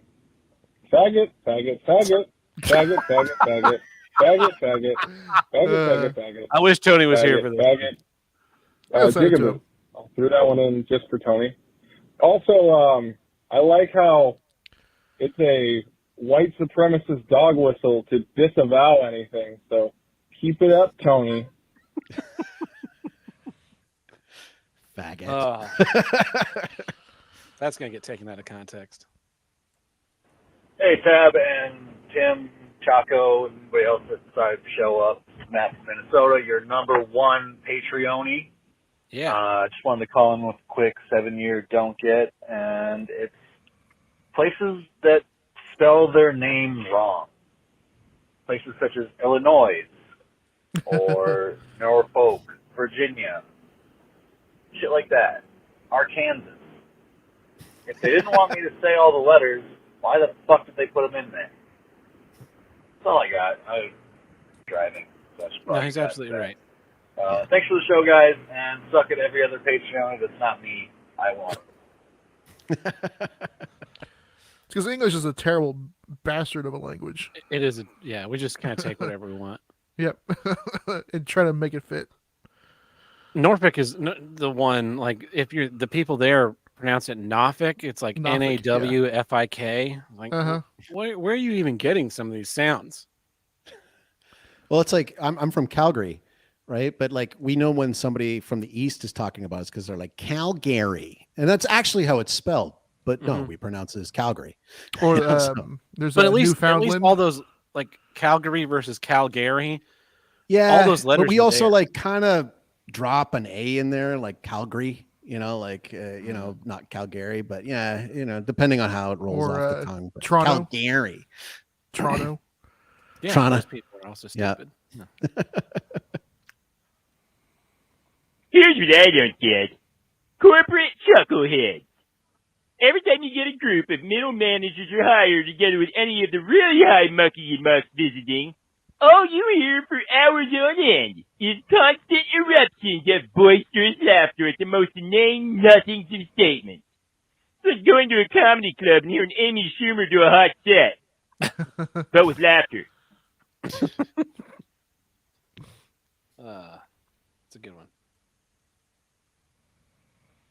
Hey there, Tab, and the rest of the HWIDG crew. This is Koof. I just want to wish you all a happy anniversary and congrats on 7 years. Most importantly, I want to say to each and every one of you, both the crew and the listeners, thank you all for not killing yourselves. Peace. I was waiting for a go fuck yourself, but yeah, I'm enjoying the thank you for not killing yourselves. That seems to be it comes from the heart. It does. Yeah. Everybody likes to hear thank you for not killing yourself. Hey, Dead Helm here. Here's what I don't get. California roads. So everything is like, on the, mind the noise, I'm in my aunt's old, Ranger driving, but, the fucking roads here are all on the grid system. They all make sense. They're all smooth and shit. And then out of nowhere, there's just this one road that's a major thoroughfare that is steep to shit, and that was like a 5-inch, 6-inch pothole back there. And it's like, why the fuck? You have this good system going, better than Texas, better than most fucking places back east, and you fucking just squander it. Why fucking have these roads? Why have the speed limit at 65 when most cars nowadays do better at 70 to 90 miles an hour mileage-wise? Why not increase the speed limits? Why fucking... Donald Trump tried to do that. I think they just got rattled. I forgot what I was saying. Son of a bitch. Tony's gonna be on this week, so I'm gonna say faggot. Faggot later. I think that they lowered it to. I think Donald Trump raised the interstates to 80 and 85 in some spots, and then I'm pretty sure Joe Biden was like, "Nah, can't be going fast across America." And you can't afford to keep those going in California because they have to cut the budget somewhere to make up for all the black reparations payments that they're signed on to do. So That yeah, too. you gotta be a little because then austere. they wouldn't be able to get the speeding tickets. Yeah, you're absolutely right. Exactly. Also, I love states like California or cities like St. Louis where you're paying exorbitant amount of taxes on literally everything. Yeah. And then you have roads that are like a third, like worse than what you have in Paraguay. Yeah. That is not possible. That can't be. Oh, I want to mount a GoPro to the front fender of my motorcycle, just pointed at the ground, so you can just see me weave in and out. We'll of potholes. compare.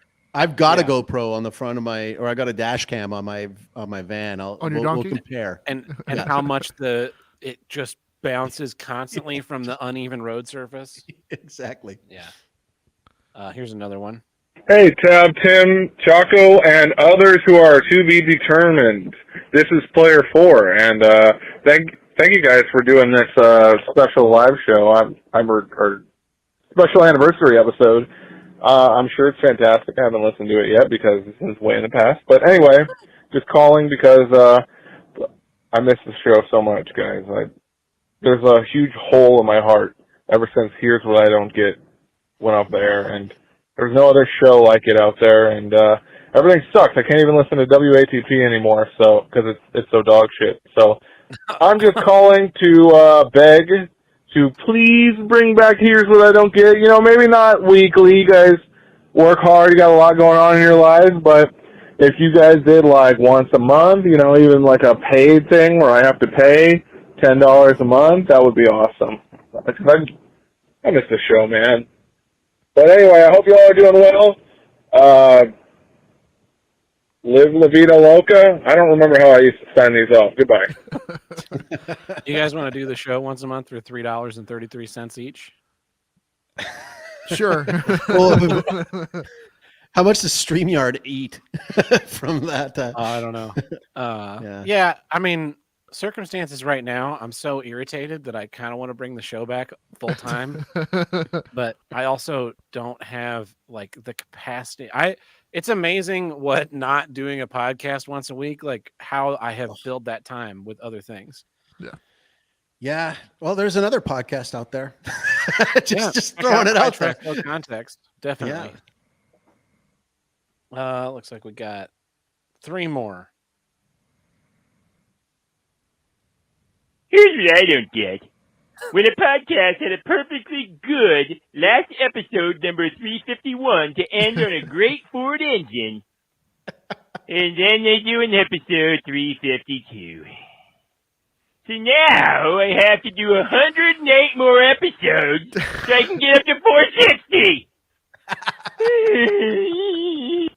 Well, be sure to invite Dick on the 108th episode. I should have re-listened to 351 because he was bringing up a bunch of like Paraguay, like Honda things, or there's something to do with like the vehicles down here. And I was listening to it the whole time. And I was like, where can I respond to this? I think I responded in the Discord, but okay, I guess we'll have to do a 353 at some point. Sounds like I'll have it Sounds ready like next time, Andy.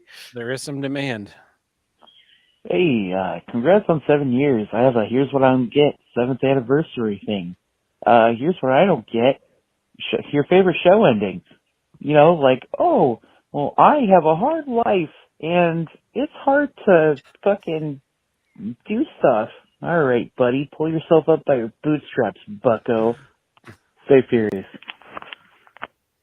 Yeah. He's bullying you. He's bullying you back into this. It's not going to work. The only way that I'd come back to this is out of spite. Yes. Yeah. I do hope we do a 352 so that I can, but like once some time has passed, so I can clarify some of the things that I'm talking about today that I am not currently at liberty to talk about. But it might not be until May. It might not be until May. It'll happen though. Someday I'm going to pour my soul out in the internet. I'm going to tell so many people by name. Mark your calendars. Episode 353 in May of 2024. It's going to be great. All right, last one. Here's good. How many years they've been doing it, but it's at least a few. But Chevy trucks, whenever they park and the people are getting out of them, the backup lights come on and stay on for a little bit.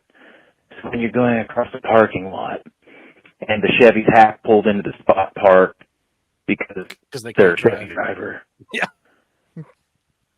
The backup lights are on, so you don't know if they're about to run into you or if they're actually sitting still.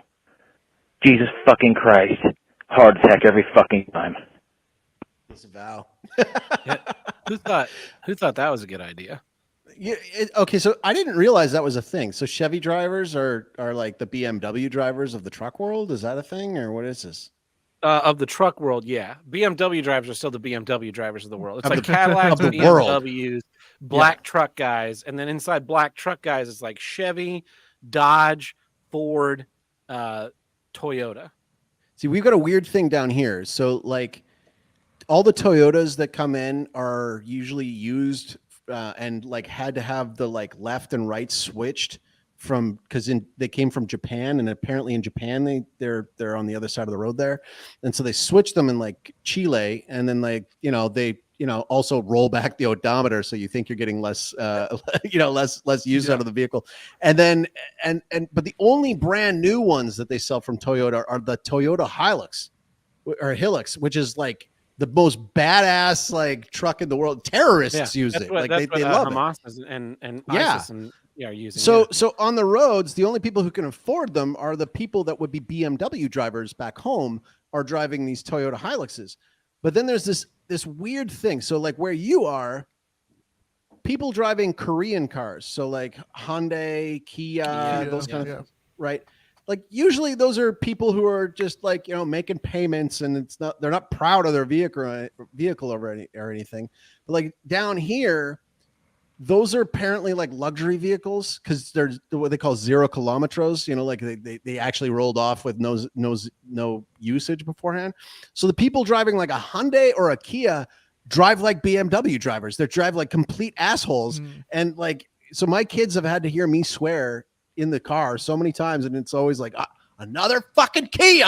It's like, oh, I gotta watch myself.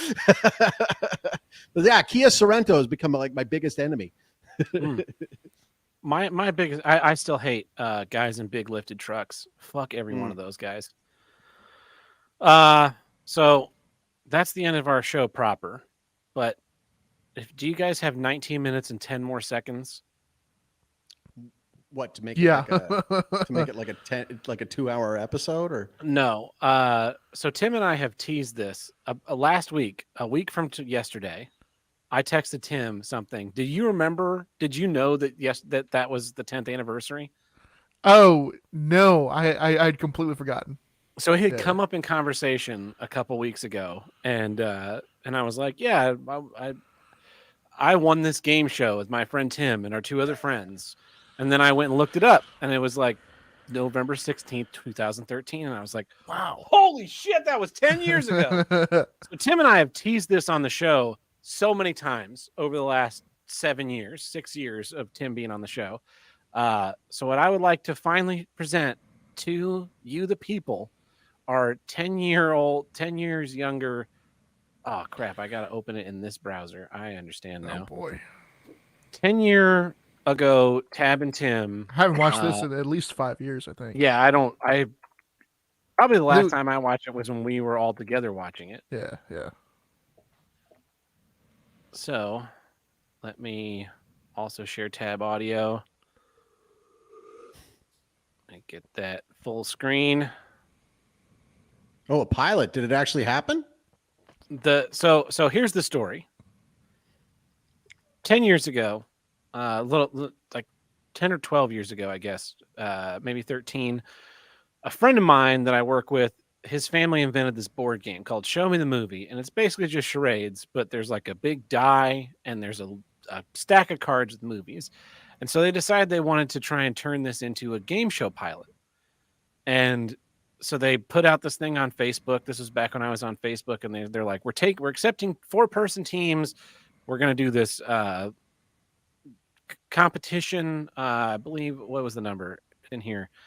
32 teams Show Me the Movie tournament, and the final 2 teams went on to compete in front of a live studio audience.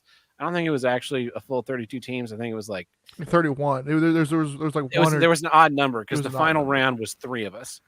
So we threw together a team, Tim and I, and then 2 of our friends that I also worked with.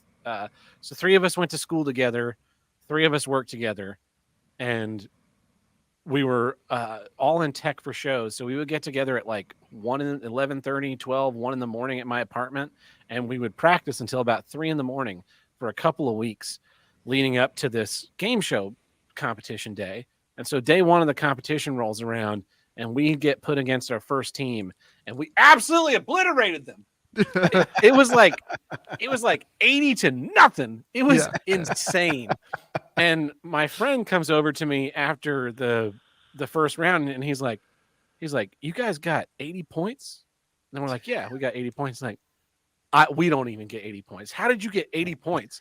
And so then it's time for round 2, and all the team captains have to go up to draw their next team, or you're drawing what the next booth you're going to is. And so I walk up to the team captain meeting, and they're like, "Did you hear one of the teams got 80 points?" And they're like, "Did you?" And that is what everyone is talking about in the circle. And I'm like, wow, that's crazy. That's crazy. And they're like, "All right, we're going to draw lots based on how many points you got in the last round. Who got the most points? Oh, wait. One of the teams got 80 points. Who had the 80 points?" I'm like, "Oh, that was me." And I just reached and grabbed a number and then just turned and walked right out of the crowd of people. Didn't look back at all. Like we had really set the timbre for what the rest of the day was going to be. So we get to the final round was 3 teams. Top 2 teams went to do the filming, and then we filmed this game show. And spoiler alert, we won, but it's still an exciting time. So here we go. We've been teasing, like I said, we've been teasing this for years. I have one addition to this. Okay. So I heard that there was actual real talk about the show getting picked up. Yeah. Because if I recall, it was for the CW, AWHB in Tulsa. Well, but it would have gone for, Oh, I see. As it got picked up. Yeah, for syndication. The fall after, or I guess the year after this. So, they would have been, if this had gone through, it would have gone through some work, and then the next fall would have been, the launch. That fall launched on, was it NBC or ABC, was Hollywood Game Night. And that's why I didn't make it. Hollywood Game Night came into pre-production as after this pilot went through the system. Oh, yeah. So they got their idea stolen. Basically, instead of instead of random people, let's get celebrities to do this. Celebrities. Yeah. That's like how Luchando got upstaged by Lucha Underground. We were in the running with Netflix, and then all of a sudden they're like, "Oh, we can buy Lucha Underground? Yeah, all right. We won't bother with that crappy Paraguayan show." Anyways, let's go. So here we go. Oh, I would also like to say just one more thing for context. Our team is called the A Team, EH, like Canadians. It was an in-joke that had come from the group that I worked with. So just remember that. Our team is the A Team. That's our team name. Man, I haven't watched this live ever. from KWHB Studio in Tulsa. It's the movie version of Charades, where actions speak louder than words and contestants can win up to $5,000. Grab your popcorn and let's play Show Me the Movie. And now, here's your host, Michael Todd. Welcome to Show Me the Movie, the game show that mixes movies and charades, where actions speak louder than words. We have 2 amazing teams here Sunday today to compete for the chance to win quality $5,000. So let me introduce you to those teams right now. First to my right, we have the A Team. And to my left, we have Much Ado About Everything. Very long, complicated things. So we're going to go ahead and get this thing started. We're going to start this out with a little game we like to play, the show off. Can you please give me each team captain? And what we're going to do is you're going to simultaneously try to get your team to guess the exact same movie. So now you have 30 seconds on the clock, and what we're going to do is play Show Me the Movie. 2 words. Second word. Monster House. Monster House. Monster Ball. And Team Much Ado About Everything gets control of the board. Well, a good start. Even as we start this game out, we're going to start with Act 1. And in Act 1, we play a little game we like to call props. And so in this, you will get 90 seconds on the clock, and you will have to use a prop and get your team to guess as many movies as you can. So Ryan, will you please come up and grab your prop? And we're going to get started. Wow. Ryan, that's an interesting set of props. Rhinestone. It's Rhinestone, right? Not Rhinestone. Let's play. This was unfortunately this was the pre-Rhinestone era. Oh my God! If Rhinestone is in this, It's not. The fishing. Third word. Run. Race. Second word. Throw. Do something else. Oh, come on. Wow. The explosion. The bomb. I'd also like to point out the team across from us, You same can't university. They're all actors. Okay. Of course they are. Our side, all technicians. First word. Skip. Hopscotch. Hop. Second Two word. words. Baby. He's My mouthing baby, all the baby. words too. Yeah, Baby, yeah. baby. I'm just surprised they didn't catch on to that. Is there Boy, baby. baby boy? Baby boy. 26 seconds left on the clock. Come on, Ryan. Compound word. Punch. Fight. Boxer. Oh. Fight. War. Also, Guns, look at how cow, poorly he's using that prop. arrow. Looks like a young Nardwar. 6, 5, 4, 3, 2, 1. I am so sorry, but you guys did a wonderful job getting 15 points and using Oh yeah, I bet they did a wonderful job. Wonderful job. The prop almost like hurts the Bulletproof. cause. Well, now it's time No. for The us prop to is- get No, it Team doesn't. A team up. And Not with Tab a is good already leader. ready with your blue prop. Are you ready to do this, Tab? I'm ready. Okay, we'll put 90 seconds on the clock. And Team A team, let's play Show Me the Movie. 2 words. First word. Rock. Second word. Star. Rock star. Nailed it.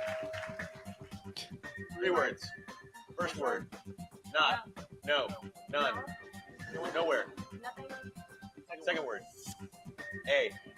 Third word. Without a paddle. First one So word. the trick is we have signs Gumbo. for all those filler words. Ah, 2 words. Wow. 2 words.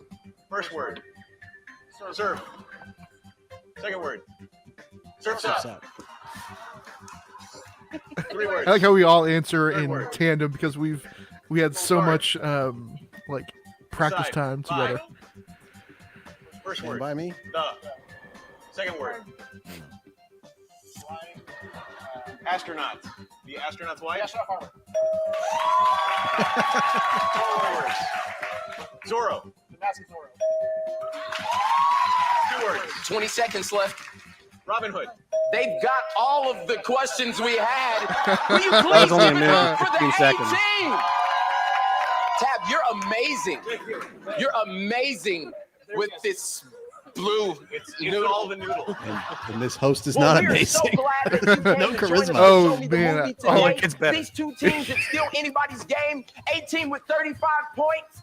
Much to do with everything with 15 points. They got their name wrong. Everybody, let's give it up for both It took so many teams takes. right now. So, to get that I was trying to long. remember. There was a point where we. Oh, had no, to, no, no. Today's It's show in the is brought recording, to you Tim. in It's part in the by recording. Is SoFly it? Clothing. No, but I'm Live trying to remember if free, there was a stay point where we fly. had to re-record, like the first act or something. Yeah, we did. Yeah. How do you explain that one movie with that slow motion backbend thing without saying a word? Roll the die, party, or I'll be right back. You want to see a closet? Welcome No, back I can to hear it. Show Me the Movie. We have an intense game going right now. We have the A team with 35 points, and we have much ado about everything with 15 points. It's still anybody's game. So let's get right into Act 2. This is what we like to call the co-star round. And in the co-star round, there will be a star that stays up here from each team, and each one of their teammates will be their co-star. We'll see how good you guys share the spotlight. Are you ready? A team, it's time for you. Tim, will you come up here? Will you be our star today? Of course. And we're going to go ahead and put 90 seconds on the 22-year-old Tim clock, right there. and we're going to play 21-year-old Show Me the Movie.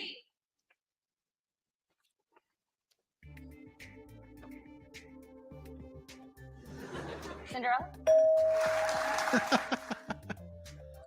Totally didn't see that card. Forwards. Man.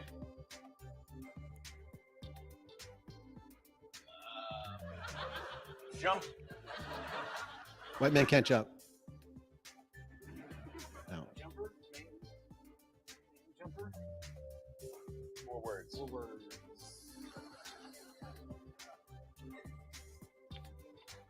Windows. Ledge. Man on a ledge. Oh. Forwards. Woman. Girl. Woman. Girl next door?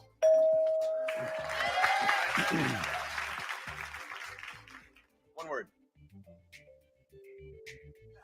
Bottom of the brown. No. This is gonna be interesting.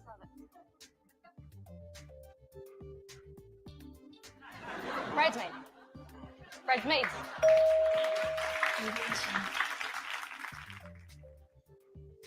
5 words. 17 seconds. 6 word. Monster. Pterodactyl. 10 seconds. Oh, dragon. How to train your dragon. 2 words. You had 85 Oh, points. I am so sorry. Yeah, I think that round everything's worth 10. But the A team did an amazing job on that round. We are going to go ahead and get right into it. Harley, will you come up here? You already know how to play. And your first co-star, Ryan, let's get up here. Are you ready? Show me the movie. I feel like maybe one of the reasons that the show did get picked up is that it's all charades, whereas like Yeah. Hollywood Game Night is like multiple different kinds of games. Yeah. Turns out with charades, there's a lot of empty space, dead air, if you will. Well, I was just wondering about this for the audio of this podcast. You needed to be How's able that to gonna feel. feel? Oh, I'm going to cut this out of the You audio. still have a pass. Okay, somebody else. I need another co-star. 3 words. Eat. Pray, love. Eat, pray, love. There we go. See, if we could steal their points, that would have been incredible. Oh yeah, we would. I mean, it would have been even more of a demolishing. Cowboys Cowboys 2. Cowboys Plus. Cowboys and aliens? Here we go. Tab's favorite Western. Yeah, it is my favorite Western. The long Never kiss seen it. goodnight. That movie sucked. 3 words. The three Musketeers. What are you, an idiot? deaths, the 3 Oh, the 3 amigos. Oh, Stooges. 3 students. Lay down. Oh. Oh. I like when she screams 13 in seconds, fear 12 seconds how left. great you are at this game. Godzilla 2. Jurassic Park. And your time is up. The last one was Jurassic Park. But we have an amazing game going on. The A team has 85 points, and the B team has 55 points. We will be right back after this He short said that commercial so break. many times in filming because they had stuff to do Today's show today. is brought to you in part by Showtime Properties, staging homes to sell. We kept calling them the B team, and then they're like, nah, we got to That's go awesome. back, redo it.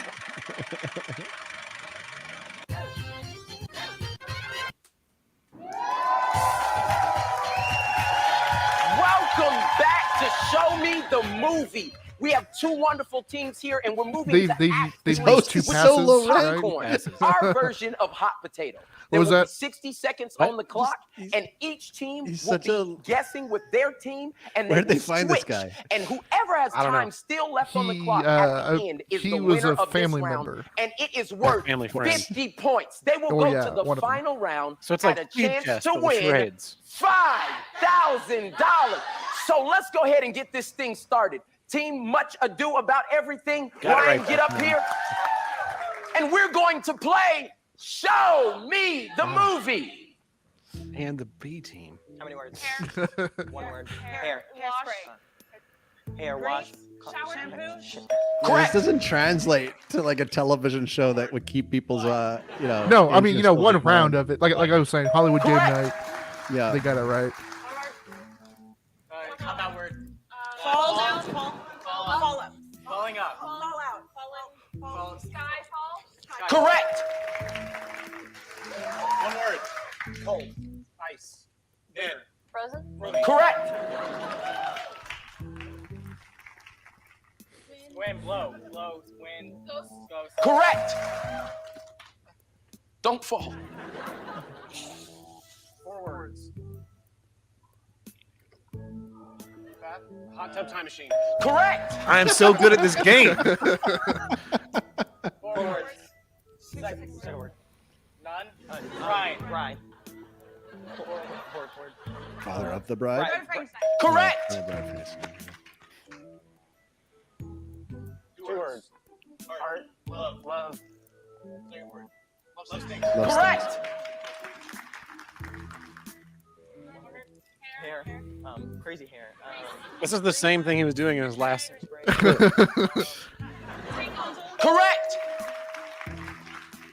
1 word. Not that word. Money.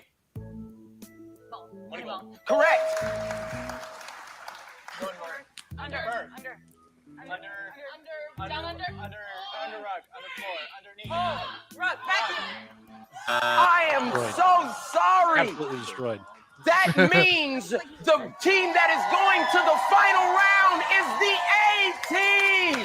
It's a good thing because he would have not We got are their so name right. sad that you guys lost, but when you come to Show Me the Movie, you don't leave empty-handed. We are going to give each of you a Show home Me the game. Movie board game and a Yep. year subscription to Redbox. Thank you so much, team. Much Ado About Everything. Hey, team, are you excited about going to the final round? Well, we want you to come right back and join us for the final round of Show Me the Movie. How do you experience play action and welcome 135 back points. to our finale round. What do they have? The A team has done an Well, it's also funny because amazing in the job first with time we filmed the 135 first points round, and we made got it all way the way more to the points. finale. Yeah. And now Or we what got we the are going pot. to We do won is the kind of mix everything and Show Me the tip-off Movie and then into got the one most points. Yes, final yes. round for the chance to win $5,000. Are Is it you ready, $5,000 AC? each or for the team? Okay, For so the team. we have a star round, a co-star round. It was a and pilot, what we you know, like it's to not. call Yeah. the red We card. just got like What you have to $1,200. do is you'll act by yourself. You guys will act together, and then you will act by yourself. But they No, have what's to get actually the happening is I have to movie scoot as down the well couch as because one they're actor from right that in front of movie. me Now, and I there will can't be see what they're 60 doing. seconds Yeah. on the And clock. we It practiced will in be my rapid apartment fire. with All all Only has you more want on a room. sofa win Yeah, yeah. facing $5,000. directly the person. Are you ready for them to win $5,000? One small thing. Each question has more value to it. So Nailed the it. first question, $1,000. You get the second one right, it's $2,500. And if they get the red carpet right, you guys walk home today, with $5,000. So I want to put the categories up on the screen. You have 3 categories to choose from. The first is the A-list, Bond movies, or out of tune. Which one of these categories? Okay. So I want to tell you about what we're thinking right now. Because this is very important. It is. What happens next. Yeah. You're looking at that list of movies. What do you go for? What do I go for? Yeah, what do you go for on that list? I guess Bond movies. That would probably be the easiest one. Because at the time, there's only 25 Bond movies. I've seen all of them. They've already done Skyfall. And they all have like distinct like names. Titles that you could. Yeah. We could kick the shit out of some Bond. Right? Let's see what our past selves chose. Would you like to play with A-Team? Bond movies. Okay. Now, this Bond movie category are movies where the characters created a special bond. Oh, come on. And that is all of us. Oh, come on. Screaming. It's like the, I have this Look picture. at the look on your face. Like, Tab is not impressed. No, I'm trying to hide it with laughter. It's like that meme of the 4 guys. They're like really excited, you know? Yeah. And then you got done dirty. Yeah, I used to have this like as one of my backgrounds, but then the subtitle just said internally screaming. Because that's what's happening right there. That face, not happy man. Off to a bad start. James Final round. Bond. Final round. Off to a bad start. Are you ready? Let's play. Show me the movie. 3 words. 1 word. Man. Second word. Grumpy old man. Grumpy old man. Yes, correct. So we got $1,000 in the bank. Monsters Inc. Monsters Inc. Second word.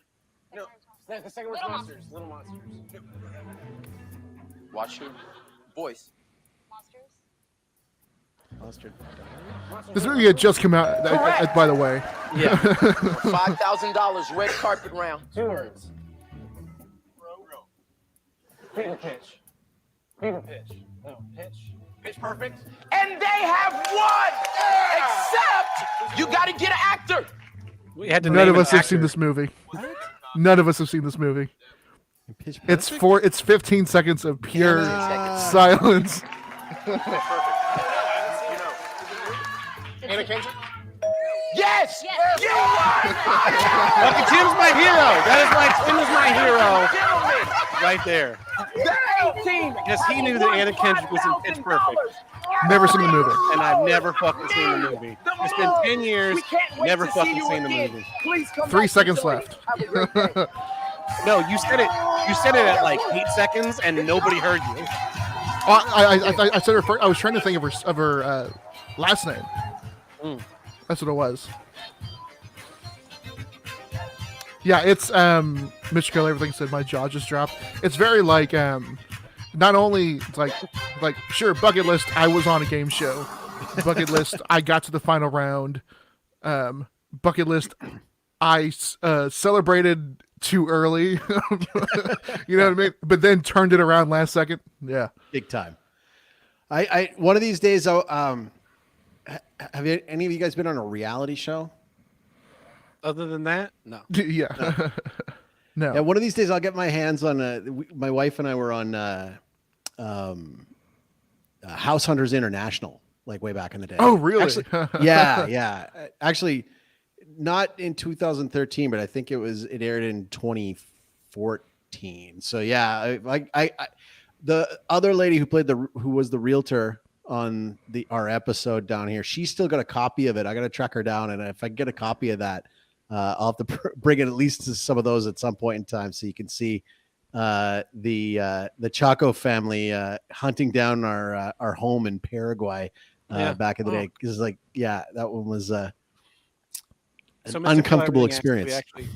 He asked if we actually got the money. We did. They took the taxes out beforehand, though. So we, instead of getting $5,000, we got like $3,800 or something. See, and the check was only made out to me. Yes.